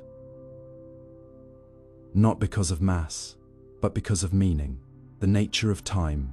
You never see time itself, you only see its passing, a flicker of light as the day fades, the soft deepening of shadows on the floor, the gentle wear in the fabric of something you've owned for years. You mark its trace in clocks and calendars, in wrinkles and rings on trees. But time, whatever it is, never shows itself. It moves without moving. It shapes everything you experience. Yet you can't touch it, hold it, or even define it in a way that truly satisfies your questions. What is time, really? Not metaphorically, but fundamentally. Is it a river, as you've often been told, flowing endlessly from past to future? Is it a dimension, like space, that you move through without knowing? Or is it something else entirely, something stranger, subtler, less intuitive, yet more real than the ticking of seconds might suggest? You start to realize that your relationship with time is unlike anything else you experience. Everything else, matter, energy, thought, even emotion, can be grasped, turned over in the mind, dissected or explained. But time is the silent medium in which all those things happen. It is the frame for every memory, every plan, every heartbeat. Without time, nothing unfolds, nothing transforms, nothing is. And yet, science still debates what time actually is. In Newton's view, time was absolute, a steady universal clock, ticking the same for everyone, everywhere, an invisible rhythm set by the cosmos itself. But Einstein shattered that certainty. In his theory of relativity, time became elastic, stretching and compressing depending on how fast you move or how close you are to gravity. Two people traveling at different speeds or in different gravitational fields don't agree on how much time has passed. Time slows near a black hole. It dilates aboard a spaceship moving at near light speed. Suddenly, time was no longer a universal constant, but a relative experience. And this broke something deep in the human understanding. Because you want time to be fair, to be the same for everyone, but it's not. Even now, your head ages slower than your feet, simply because it's farther from the Earth's core. These effects are tiny in daily life, but they are real, measurable, and they remind you that time is not what it feels like. And that's just the beginning. Quantum physics throws another wrench into the gears. At the quantum level, particles behave in ways that defy linear time. Some interpretations suggest that the future can influence the past, or that time doesn't even exist until a measurement is made. In certain quantum experiments, choices made in the present appear to retroactively determine what happened in the past. It sounds impossible, like science fiction, but it's real, verified, peer-reviewed. So you start to ask yourself, is time just a trick your brain uses to organize events? Could it be that reality, at its core, is timeless, and that time is something your consciousness projects onto it, like a shadow or a scaffold? Neuroscience seems to agree, at least partially. Your brain doesn't perceive time directly. It assembles it from changes, sequences, and causality. You don't feel time, you feel motion, difference, memory. Time is a pattern you infer, and that means it could be an illusion, a deeply useful, biologically necessary illusion. But an illusion nonetheless. Maybe there is no past or future, just a constantly updating present, stitched together from fragments of perception. And yet, this illusion feels so real. You miss people from your past. You fear what's coming. You remember, anticipate, regret, and hope. You live in time emotionally, even if it's unstable scientifically. And this tension between the subjective and the objective, the felt and the measured, is what makes the nature of time so hard to pin down. In physics, time is sometimes treated as just another dimension, like width or height or depth. The equations work just as well if you run time backward. Nothing in the math prevents the future from influencing the past. But in your life, time only goes one way. Eggs break, but they don't unbreak. People die, but don't return. You remember the past, but can't remember the future. This is called the arrow of time, and it might arise from entropy, from the universal tendency of things to move from order to disorder. The past is low, entropy. The future is high, entropy. So time flows from one to the other like heat moving through a room. But even this isn't certain. Some cosmologists believe the entire universe is a four-dimensional block, where all events, past and future, already exist. And the passage of time is an illusion caused by consciousness sliding along this structure. In this view, time doesn't flow, you do. Others suggest that time emerges from entanglement, from the way quantum particles become linked across space, or that time is a statistical effect, rising from countless microstates interacting in ways we can't fully track. Still others propose that time might not exist at all at the most fundamental level, that it disappears in the math when you zoom in far enough, vanishing like mist under a microscope, and yet you experience it.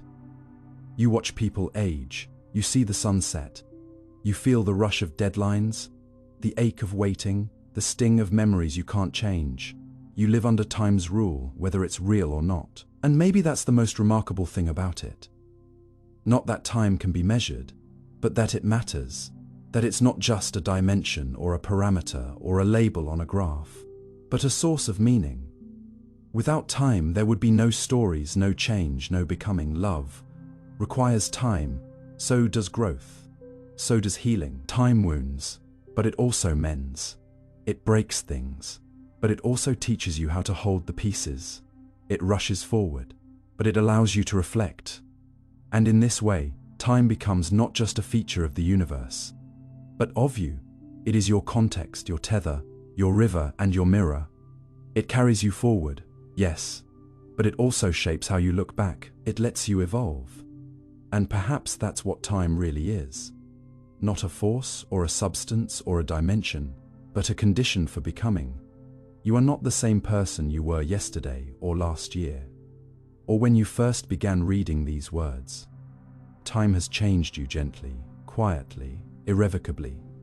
And maybe that's enough. Maybe you don't need to fully understand what time is to understand what it means. Maybe the mystery is part of the message, that you are here now, fleeting, and that makes every moment precious, because no matter what time turns out to be, one thing is certain: it never waits. It only invites. So take its hand, step forward, and become what dark matter really is. You've always assumed that what you see is what exists, that the stars in the sky, the planets beneath your feet, the people around you, and the thoughts within you are made of something knowable, something countable, something that responds to the light of the universe. But what if the most fundamental structure of the cosmos is built not from what you see, but from what you can't. You walk through life believing the universe is made of matter, of atoms, of particles held together by forces we've named and modeled.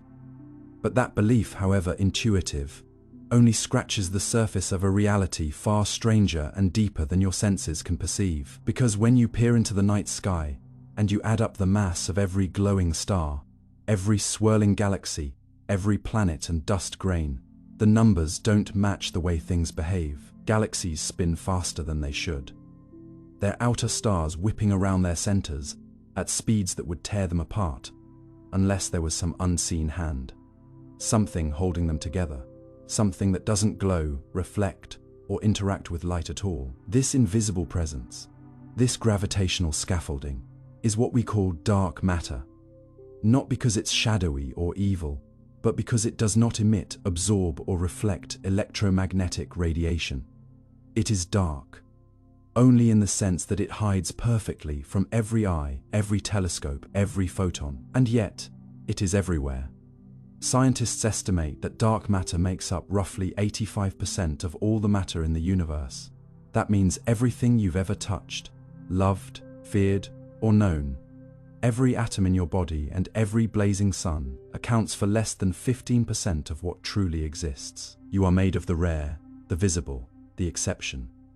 But the rule, the fabric, the silent architecture of the cosmos, that belongs to something else. And this something else may be the key to unlocking the most profound mysteries of existence, because dark matter shapes everything from the formation of galaxies to the growth of cosmic structures. Without it, the universe as you know it wouldn't exist. In the early moments after the Big Bang, ordinary matter clumped too slowly to form the seeds of galaxies.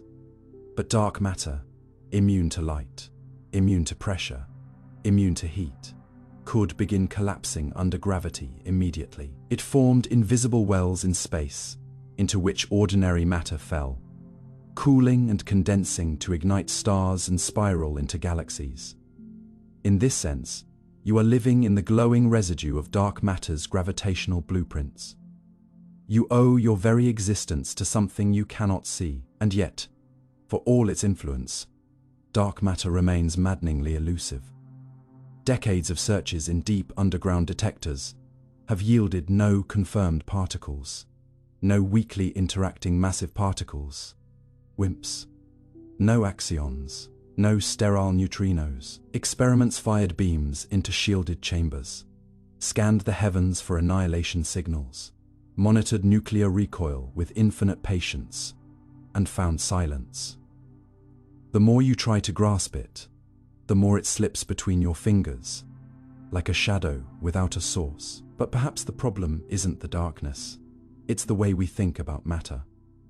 What if dark matter isn't a particle at all? Some physicists propose that it might be an illusion created by modifying gravity itself, that Einstein's equations may need revision at vast scales. Others believe that dark matter could be a quantum field, stretched across space, whose ripples manifest subtly as gravitational effects. There are theories where dark matter exists in a hidden sector, a kind of mirror universe parallel to ours, with its own particles and forces, almost entirely decoupled from the familiar ones. In this view, dark matter might have galaxies of its own, stars and planets invisible to us, civilizations that never evolved under starlight, but under the quiet pulse of unseen forces.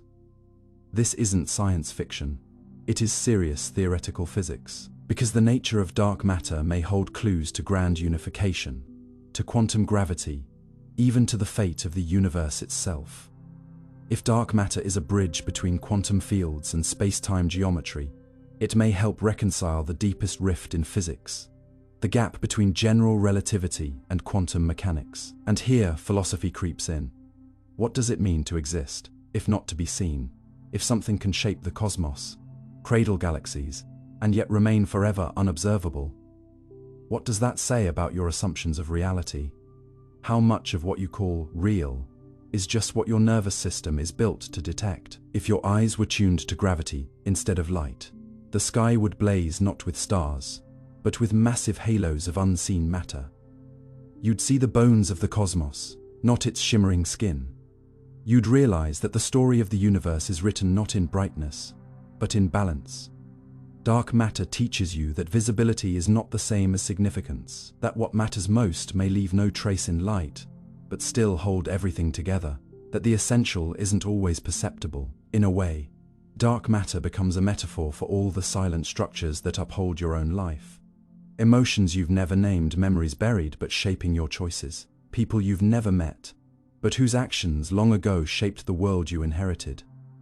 The gravitational pull of the unseen is not just a cosmic principle, it's a human one. There are forces you feel without understanding, patterns you follow without knowing, connections that bind you to others in ways you may never fully see. Dark matter reminds you that reality is layered, and that some of its deepest truths whisper, instead of shout. So when you look up into the sky tonight, try to imagine not the stars, but the space between them. Imagine a universe wrapped in invisible threads, holding form where there should be chaos, writing order into the void. Imagine that everything you love is cradled by something that doesn't care to be noticed. And perhaps that realization, that the universe depends on the invisible, can soften something in you. Because maybe you are not supposed to figure everything out. Maybe you are supposed to wonder. Maybe the value isn't in conquering the darkness, but in respecting it. In moving through your life aware that the most powerful forces are often the quietest, that the deepest truths might never be measured, only felt, that what holds you, truly holds you, might not have a name or a shape or a place in the visible spectrum. It might just be there, always, waiting, holding you steady, even when you forget it's there. What dark energy actually does. You've been told the universe is expanding, but no one ever really explains what that means. Not in a way that feels real in your chest, in the space behind your eyes, in the quiet gravity of your own life. Because expansion sounds like a balloon inflating, a stretching of something into somewhere, as if space were a stage, and the galaxies its actors moving outward into the wings. But the truth is far stranger, far lonelier, far more humbling. Space itself is growing, not into anything, but within everything, as though the canvas of existence were being pulled apart from every point. Not at the edges, but in the middle. And this stretching doesn't carry galaxies like leaves on a river, it tears them from each other, like silent tides beneath your skin. And at the heart of this eerie acceleration is a force we do not understand. A pressure that doesn't push from the outside, but wells up from within the void itself. A repulsion that doesn't care for mass or distance or time. A cosmic whisper with the power to drive the entire universe apart faster and faster as the eons slide by. And we call it dark energy. Not because it's dark in color or sinister in nature, but because it is hidden, opaque, untouchable, invisible not just to our eyes, but to our models, our metaphors, our minds. And yet it makes up nearly 70% of everything there is, which means that most of what you call the universe, most of reality, is not planets or stars, or even dark matter, but a force that has no face, no form, no particle or field we can yet name with certainty. And yet it is winning. It is shaping the fate of everything you've ever known. It is rewriting the end of time, because if gravity pulls, dark energy pushes, and this push is not gentle. It is relentless, accelerating, and baked into the very vacuum of space. You see, vacuum is not empty, not really. It is seething with quantum fluctuations, with energy borrowed and returned in the span of a heartbeat. And dark energy may be a property of this vacuum itself, a kind of negative pressure, an anti-gravity that isn't pulling things together, but pulling space-time itself apart, not by acting on objects but on the geometry of the universe, stretching the metric that defines all distances, all moments, all relationships. And as the universe expands, the density of matter thins, the light fades, but dark energy remains, unchanging like a background hum that doesn't dilute, doesn't disperse, doesn't die. And that constancy is what gives it power, what makes it so haunting, because the more space there is, the more dark energy there is to accelerate it in a feedback loop that leads not to a dramatic end, but to a slow, quiet unraveling, a cosmic loneliness, where galaxies slip beyond each other's horizons, where light itself takes so long to travel that no new messages ever arrive, where each island of stars becomes isolated in its own pocket of darkness, growing colder, dimmer, until even starlight forgets how to shine.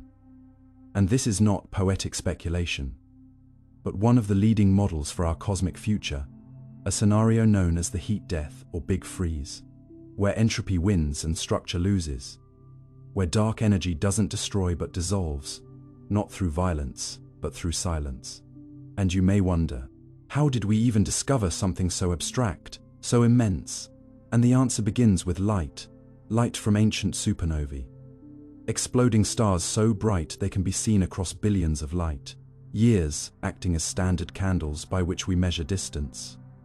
And when we looked at these faraway beacons, we expected them to show the expansion slowing down, because gravity should be pulling everything back together. But instead, they were dimmer than expected, farther than expected, as if the universe had expanded faster in the past few billion years than it used to. And this was a shock. It didn't fit our theories. It shattered our assumptions. It forced us to add a term to our equations, a term that had once been proposed by Einstein and then discarded, a cosmological constant, lambda, which now returned not as a mistake, but as a clue to something deeper, that the universe is not just drifting apart, but doing so with increasing speed. And since then, every line of evidence, from the cosmic microwave background to baryon acoustic oscillations to large-scale structure surveys, has confirmed it. The expansion is accelerating, and the force behind it behaves like a fluid with negative pressure, which, in physics, is the only kind of thing that can do what we observe dark energy doing. But what is it really? Is it a true cosmological constant? A fixed energy density of the vacuum? Or is it something dynamic, like a field that changes over time, an evolving entity with its own history and rules? Some models propose quintessence, a scalar field that pervades space, rolling slowly down a potential energy curve, weaker in the past, stronger in the future. Others suggest that our understanding of gravity breaks down on cosmic scales, that general relativity needs modification, or that extra dimensions leak gravitational energy away, mimicking dark energy's effects. And still others argue that dark energy might be an illusion, a misinterpretation of observational biases, though these views are becoming harder to defend as data grows more precise.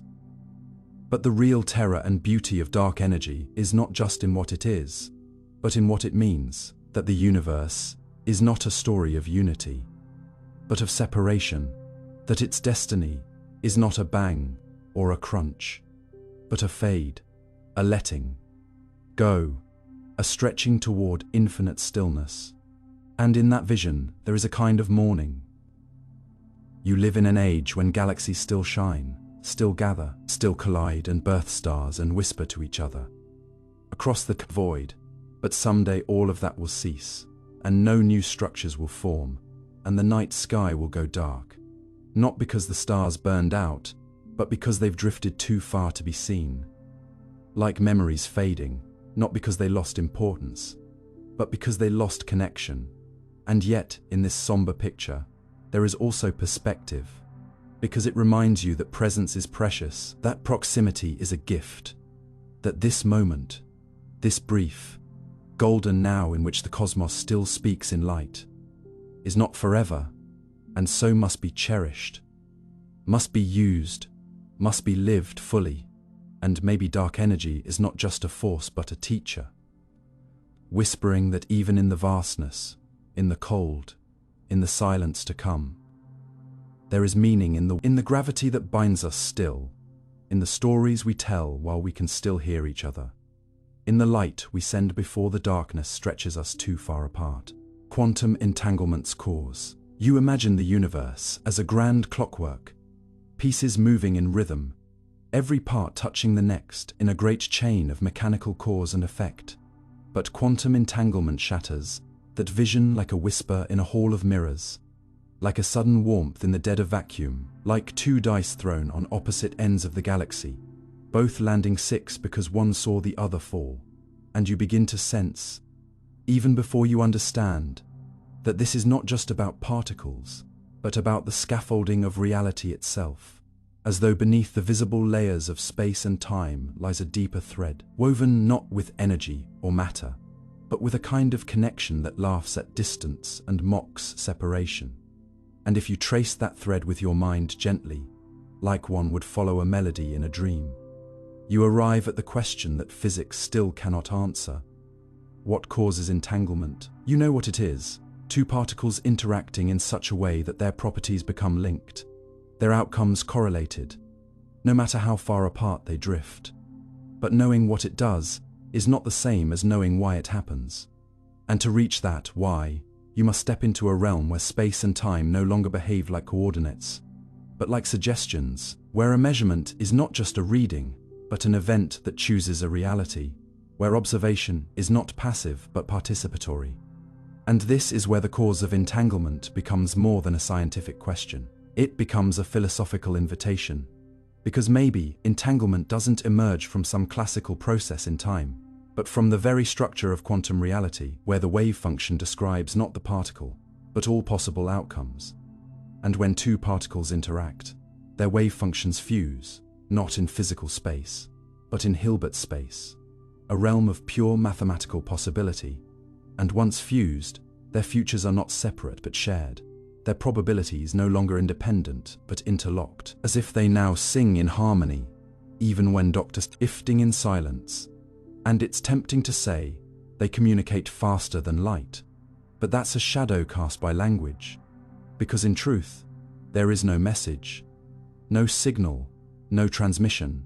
There is only correlation, born from a shared origin and preserved through a non-local tapestry we do not yet understand. And that origin, the cause, might be less an action than a condition, like the way the sea shapes all waves even before they form.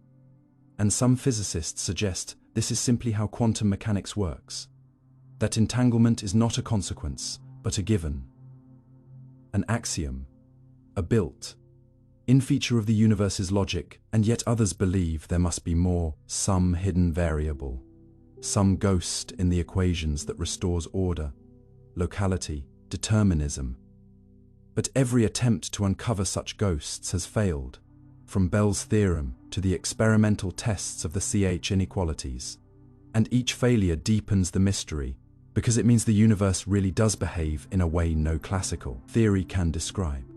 And this leads to another idea. Maybe what we call cause is itself a limited concept, a relic of macroscopic thinking. And in the quantum world, correlation precedes causation, connection precedes interaction, relationship precedes event. And if so, the cause of entanglement is not a thing but a condition, not a before and after, but an always, already. And this shifts your view of reality, because now you see that particles are not things moving through space, but events arising within a shared quantum fabric. And that fabric is not woven by time but by coherence, by a kind of mutual definition that says, these two are no longer two, they are aspects of a single inseparable whole. And it does not matter how far they travel, because distance means nothing to a unity that exists beyond space. And as strange as it sounds, this has been observed again and again. Entangled photons sent to opposite sides of the Earth still behave as if they are parts of the same system, their polarizations correlated beyond randomness, their fates tied not by force but by form. And experiments with electrons, atoms, even tiny diamonds confirm it. Entanglement is not fragile, it is fundamental, and its cause might be written into the architecture of the cosmos itself. But what is that architecture? Some turn to quantum field theory, where particles are not objects, but excitations of underlying fields. And perhaps entanglement arises when these excitations share the same quantum mode, the same pattern of vibration across the field, so that their identities blur and their properties align, not by choice but by constraint, like dancers sharing a rhythm they did not invent but were born into. And others look to space-time itself, wondering if entanglement is not just permitted by geometry, but creates it. That perhaps the very fabric of the universe is stitched together by entangled states, as if every point of space is held in place by threads of quantum correlation. And this idea has grown into a bold proposal, that space-time is emergent, not fundamental, and that entanglement is the glue from which space arises, that without entanglement there would be no here or there, only a formless potential. And this view is not fringe, it is gaining traction in theories like ADS faith, where gravity in a volume of space can be described by a quantum field theory on its boundary. And the geometry of the bulk space depends on the entanglement structure of the boundary theory, a concept that leads to RR-phi-PR, the conjecture that Einstein-Rosen bridges, wormholes and Einstein, Podolsky, Rosen, entanglement are two sides of the same coin. And if this is true, then the cause of entanglement is not in some hidden particle or secret signal, but in the deep holographic interdependence of all things, where what looks like separation is just a shadow of unity, and what feels like distance is just a projection of deeper connection.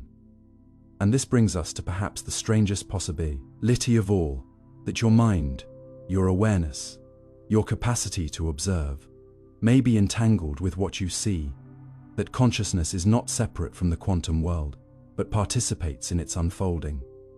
And if so, then the cause of entanglement might include you, the observer, not as a passive witness, but as a co-creator of coherence, collapsing possibilities into patterns, through your attention, your interaction, your choice.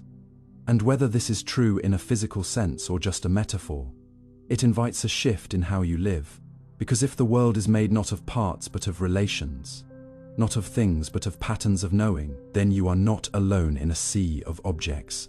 You are a node in a web of entanglement, a rhythm in a cosmic song, whose echoes stretch across the stars. And every moment you choose, every observation you make, every connection you feel may be part of the ongoing dance that holds the universe together. And in that dance, the cause of entanglement is not hidden, not foreign, not out there.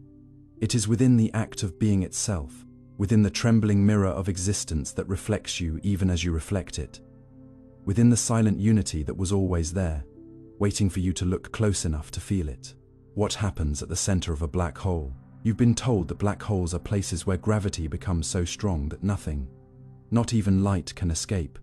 But you've probably heard that line so many times, it's begun to lose its meaning. And yet, if you could just pause for a moment, quiet your breath, and drift toward one in your imagination, you might begin to feel the impossible weight of the question: what truly happens at the center of a black hole? Not near the edge, not where light struggles and clocks slow, but at the center, at that singular point where everything collapses, where matter, energy, space, and even time itself are believed to fold into something that no equation can fully describe.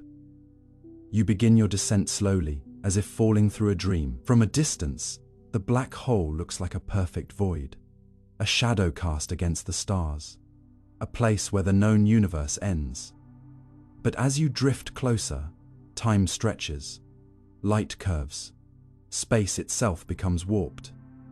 You've entered a gravitational field so strong that your sense of direction begins to blur. Down no longer means what it used to. The event horizon, the so-called point of no return, now surrounds you like a silent threshold, and crossing it is nothing like the fiery border you once imagined. There's no flash, no sudden change, no sound at all, only a subtle shift, like slipping into deeper water. From this point on, no information, no signal, no scream can make it back to the outside world. And still, you fall. Not because you are being pulled, but because space itself is collapsing inward, and you are simply moving along its folds. The closer you approach the center, the more the laws you thought were absolute begin to unravel. General relativity tells you one thing, that at the core lies a singularity, an infinitesimal point of infinite density, where the fabric of space-time tears and curvature becomes infinite. But quantum mechanics raises its hand and objects, saying that such infinities don't make physical sense, that particles can't be packed into zero volume, that uncertainty and wave functions must still rule the dance. The truth is, these two great pillars of modern physics, general relativity and quantum theory, disagree violently at the heart of a black hole. They've guided us through the cosmos, explained everything from falling apples to particle accelerators. Yet at the singularity, they clash like oil and water. One predicts a smooth geometric continuum that bends under mass. The other insists that nothing is smooth, that the universe at its tiniest scales is granular, probabilistic, and blurred. So what do you find at the center? No one knows, not for sure. But some possibilities have been born in the silence of this mystery. Maybe the singularity is real, a true point of infinite density where the known universe folds in on itself and physics breaks.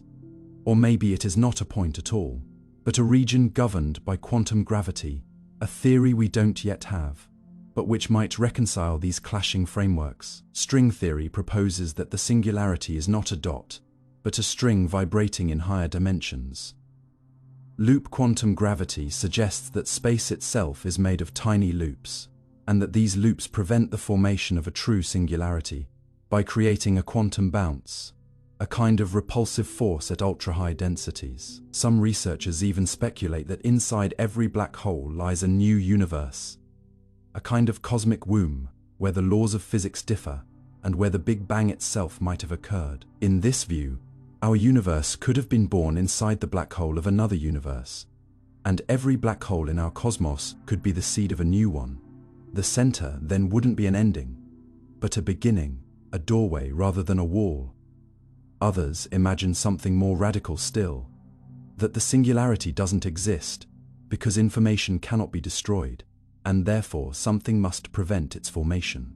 This leads to ideas like fuzzballs, where the mass of the black hole is spread out, not concentrated at a point, or firewalls scorching boundaries of high-energy radiation that destroy anything entering, preserving information in the process. But firewalls conflict with general relativity, which says you shouldn't feel anything crossing the event horizon, and so the paradox deepens. Hawking radiation, Stephen Hawking's revolutionary insight, suggests that black holes slowly evaporate over time, emitting particles at their boundary, eventually disappearing altogether. But what happens to the information of everything they've swallowed? If it's lost, quantum theory breaks. If it's preserved, where is it stored? Some say it's smeared across the event horizon, encoded in a holographic shell.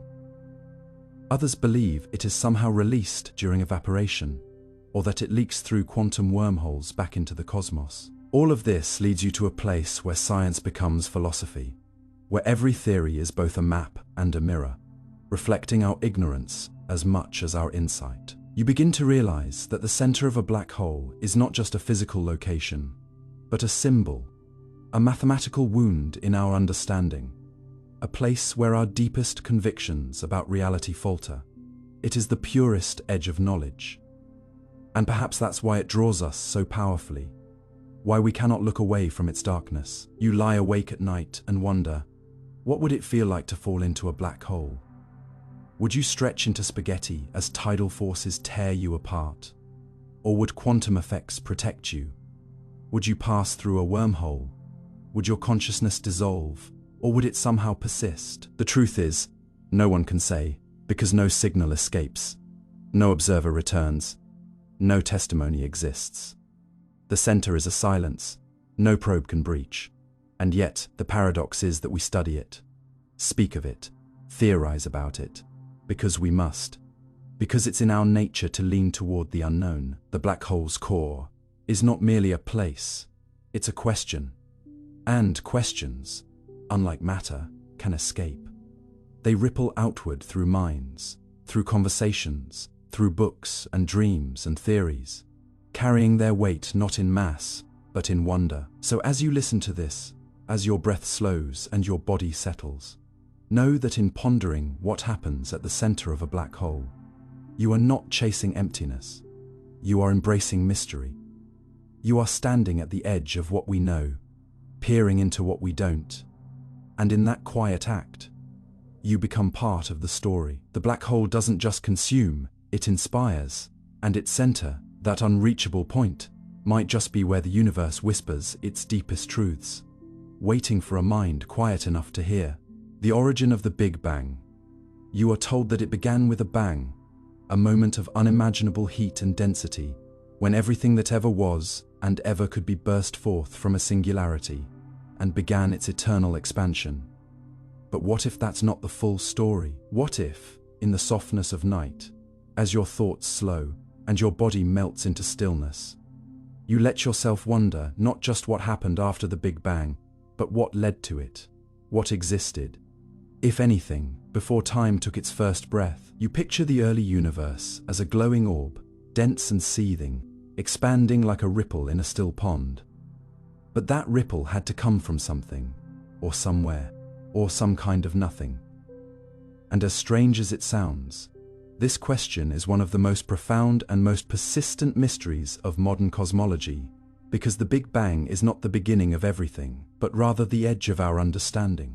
You close your eyes, and you imagine rewinding the cosmos, galaxies folding back into dust, stars collapsing into gas, atoms unwinding, photons retreating, until even light has nowhere left to go, and all of existence shrinks into a point not much larger than a grain of sand, then smaller still, until you are left with something beyond comprehension, a singularity where space and time themselves have not yet formed, where the familiar laws of physics dissolve like mist in morning light. And this is where your journey begins. Not into the universe, but into the birth of the idea of a universe. Scientists have traced the history of expansion back to a fraction of a second after the Big Bang, to about 10 seconds, a moment so small it is hard to grasp. And in that sliver of an instant, the universe is believed to have undergone cosmic inflation, a rapid ballooning that stretched quantum fluctuations into the seeds of galaxies. Yet inflation itself requires a trigger, an initial condition, and that's where the mystery deepens. Where did that energy come from? Was there a spark, a cause, a before, or did time itself begin with the Big Bang, making before a meaningless concept, like a color beyond human sight? Some theories suggest the Big Bang was not a singular beginning, but a transition, a phase shift, in a larger, older cosmic system. In these models, the Big Bang is like the cracking of ice as water freezes, a change in state, not the birth of substance. Perhaps we live in a cyclical universe, one that expands and contracts in endless rhythms, a heartbeat of existence that has throbbed through an infinite past. Or maybe we are the offspring of a quantum fluctuation in a vacuum, a brief and spontaneous blip in the seething sea of possibility that became stable and inflated into something vast. In the vacuum of quantum fields, particles blink in and out of existence all the time. What if one such fluctuation didn't blink out? What if it inflated? And here lies the paradox. If something can come from nothing, what is nothing made of? Is it truly empty? Or is it a fertile void, a canvas primed for creation? In some interpretations of quantum cosmology, nothing isn't the absence of existence, but the lowest possible energy state of all fields, a state still brimming with potential. Imagine a calm lake that suddenly erupts in a ripple, not from a pebble, but from the lake itself deciding to stir. Could the universe have done the same? Other hypotheses propose a multiverse, a vast expanse where Big Bangs are as common as stars, and we just happen to live in one bubble among countless others. In such a scenario, our Big Bang was the budding of a single universe within a higher dimensional space, the birth of a bubble in a foam of realities, each with different physical laws. And if this is true, then asking, why this Big Bang, is like asking why this wave broke on this shore.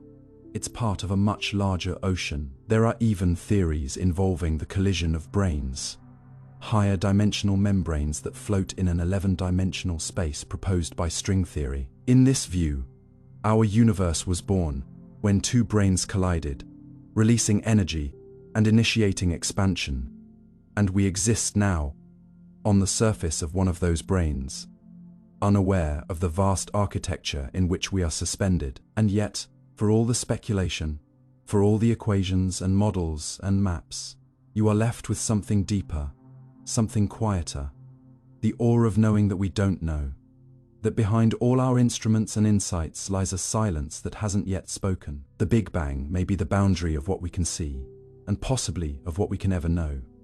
But it is also a mirror. In it, we see not just the origin of matter, but the birth of questions. We see ourselves reaching back across time, not because we expect answers, but because we are made of that curiosity. Every atom in your body once sat within that early fire, that dense and luminous speck, and before that, you were potential possibility, a pattern not yet formed. And as you listen to this now, as your breath slows and your mind drifts through the galaxies, you realize that the origin of the Big Bang is not just a mystery of physics. It's a poetic question about the nature of becoming. What does it mean for something to begin? Must it have a cause, a reason, a before? Or can it simply be? Maybe the universe began the moment awareness stirred within it. Maybe time began not with the ticking of a clock, but with the swelling of curiosity. And maybe, just maybe, the origin of the Big Bang was not in space, or in particles, or in fields, but in the possibility of a listener like you, one who would someday wonder how it all began, and in that wondering, become part of the story. Because perhaps the most extraordinary fact is this: the universe did not just give rise to stars and galaxies and laws. It gave rise to a mind that can ask about them. And in that asking, the Big Bang echoes once more. The multiverse possibility. You've always believed in one universe. This one, the one where your memories live, where your body exists, where the sky above you stretches into a known infinity. But what if that belief, as comforting as it is merely a shadow of something far more vast, far more bewildering, far more true? What if everything you know, every law of physics, every historical event, every version of you, is only one thin thread in a tapestry, so wide it cannot be hung on any wall of comprehension? As you sit there now, perhaps in the quiet of a dim room, or with the rhythm of your breath slowing in the stillness of night, you are not just in a universe, but possibly in one universe among countless others, layered, not above or below you, but beside you, in ways the human mind can barely imagine. The multiverse, this staggering possibility that our universe is not the universe, but merely one bubble in a cosmic foam, one line of code in a sprawling simulation, one echo in a cathedral of infinite acoustics, pulls at the edge of thought like gravity pulls at light. It's not just a sci-fi dream anymore. It's a serious, if controversial, consequence of several leading theories in physics, each emerging not from imagination, but from the equations themselves. You start with cosmic inflation, a rapid expansion of space in the moments after the Big Bang. According to the theory, this expansion didn't stop everywhere at once. It halted in patches, like boiling water, creating pockets of stillness in a roiling storm. Each of these pockets could form its own universe, with its own physical constants, its own geometry, its own fate. If inflation is eternal, then so is universe making, and our universe is simply one of an unending ensemble. Then there's quantum mechanics, with its unsettling implications. Every decision you make, every quantum event, seems to collapse into one outcome. But what if it doesn't? What if the universe branches each time into multiple realities, all equally real, all equally you, but different? In one, you turned left instead of right. In another, the planet never formed in yet another. The many worlds interpretation suggests that all these branches exist, not as metaphors, but as real, parallel universes. Then string theory steps in, adding further richness and complexity. It suggests that the fundamental particles of reality aren't point-like dots, but vibrating strings, and that the universe may have extra dimensions curled up, unseen. In some variations of the theory, these dimensions can support other universes, brains, floating like sheets in a higher dimensional space, colliding, spawning, evolving. Even more radically, Some physicists propose that our universe could be a simulation, run by beings so advanced their technology is indistinguishable from nature. In this view, the multiverse consists not of expanding inflations or quantum branches, but of code, lines of possibility stored like files in a cosmic hard drive. Each universe could be a different simulation with different laws, different histories, different rules. Some might be nearly identical to ours, others unimaginably alien. But what does this mean for you, for your memories, your identity, your choices? If every possibility exists somewhere, does that mean your version of events is meaningless, that nothing matters, because everything is true somewhere? But maybe that's the wrong way to see it. Maybe the multiverse doesn't diminish meaning, it enriches it, because in this version of the universe, you are here, you're listening, you're thinking out of all the infinite possibilities. This is the one you inhabit. That makes it sacred, not disposable. Still, the idea haunts you. Somewhere there may be a version of you who made a different choice, who became someone else, who lost someone. You didn't, or never met the person you now hold closest. Somewhere there might be a universe where humanity never evolved. Somewhere else, one where it evolved into something far stranger. And then there are universes where the laws of physics themselves are different, where gravity is repulsive, time flows in loops, atoms don't bind, stars never ignite. You begin to feel the overwhelming scale of it, the way it humbles and expands your sense of existence at once. And yet science cannot yet confirm any of this. These ideas live at the bleeding edge of theory. We have no telescope that can peer into another universe, no particle detector that can capture a glimpse of the cosmic next door. But maybe there are trace tiny fingerprints. Some theorists suggest that if another universe bumped into ours long ago, it might have left a scar in the cosmic microwave background, a bruise in the ancient light left over from the Big Bang. Others search for clues in particle physics, in the behavior of neutrinos, or the finer tuning of physical constants. Because why, after all, do the constants of nature seem so perfectly suited for life? If they were even slightly different, stars wouldn't form chemistry, wouldn't function, consciousness couldn't arise. Is this the result of chance, of design, or simply selection? Because in the vast ensemble of universes, only in the ones with the right conditions would observers like us appear to ask these questions. This is the anthropic principle. We see a universe that permits life because only such a universe can be seen. But it's not just about physics. The multiverse touches psychology, philosophy, even spirituality. Some find comfort in the idea that all their unrealized dreams exist somewhere.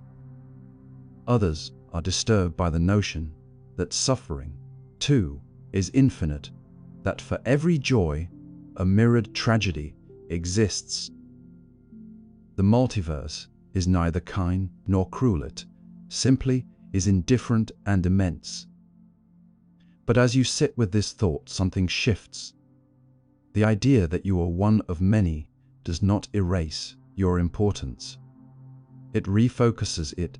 It means that this moment, this listening, this breath is one unique strand in an eternal loom. You are not diluted by the multiverse. You are framed by it. Your choices still matter because you're the one living them. The multiverse doesn't absolve you of responsibility. If anything, it intensifies it, because in this vast ensemble, you have been given this particular timeline. You don't know what else exists, but you know this, you know now, and that makes it yours. So as your thoughts drift towards sleep, let the possibility of the multiverse wrap around you, not as a burden, but as a lullaby. Let it stretch your imagination and cradle your awareness. Let it remind you that wonder itself is a form of existence, then mystery is not something to be solved, but something to be lived. And that somewhere out there in the unseeable beyond the cosmos may be humming 1,000 songs at once, but tonight this is the one you hear. This is the version where you are real.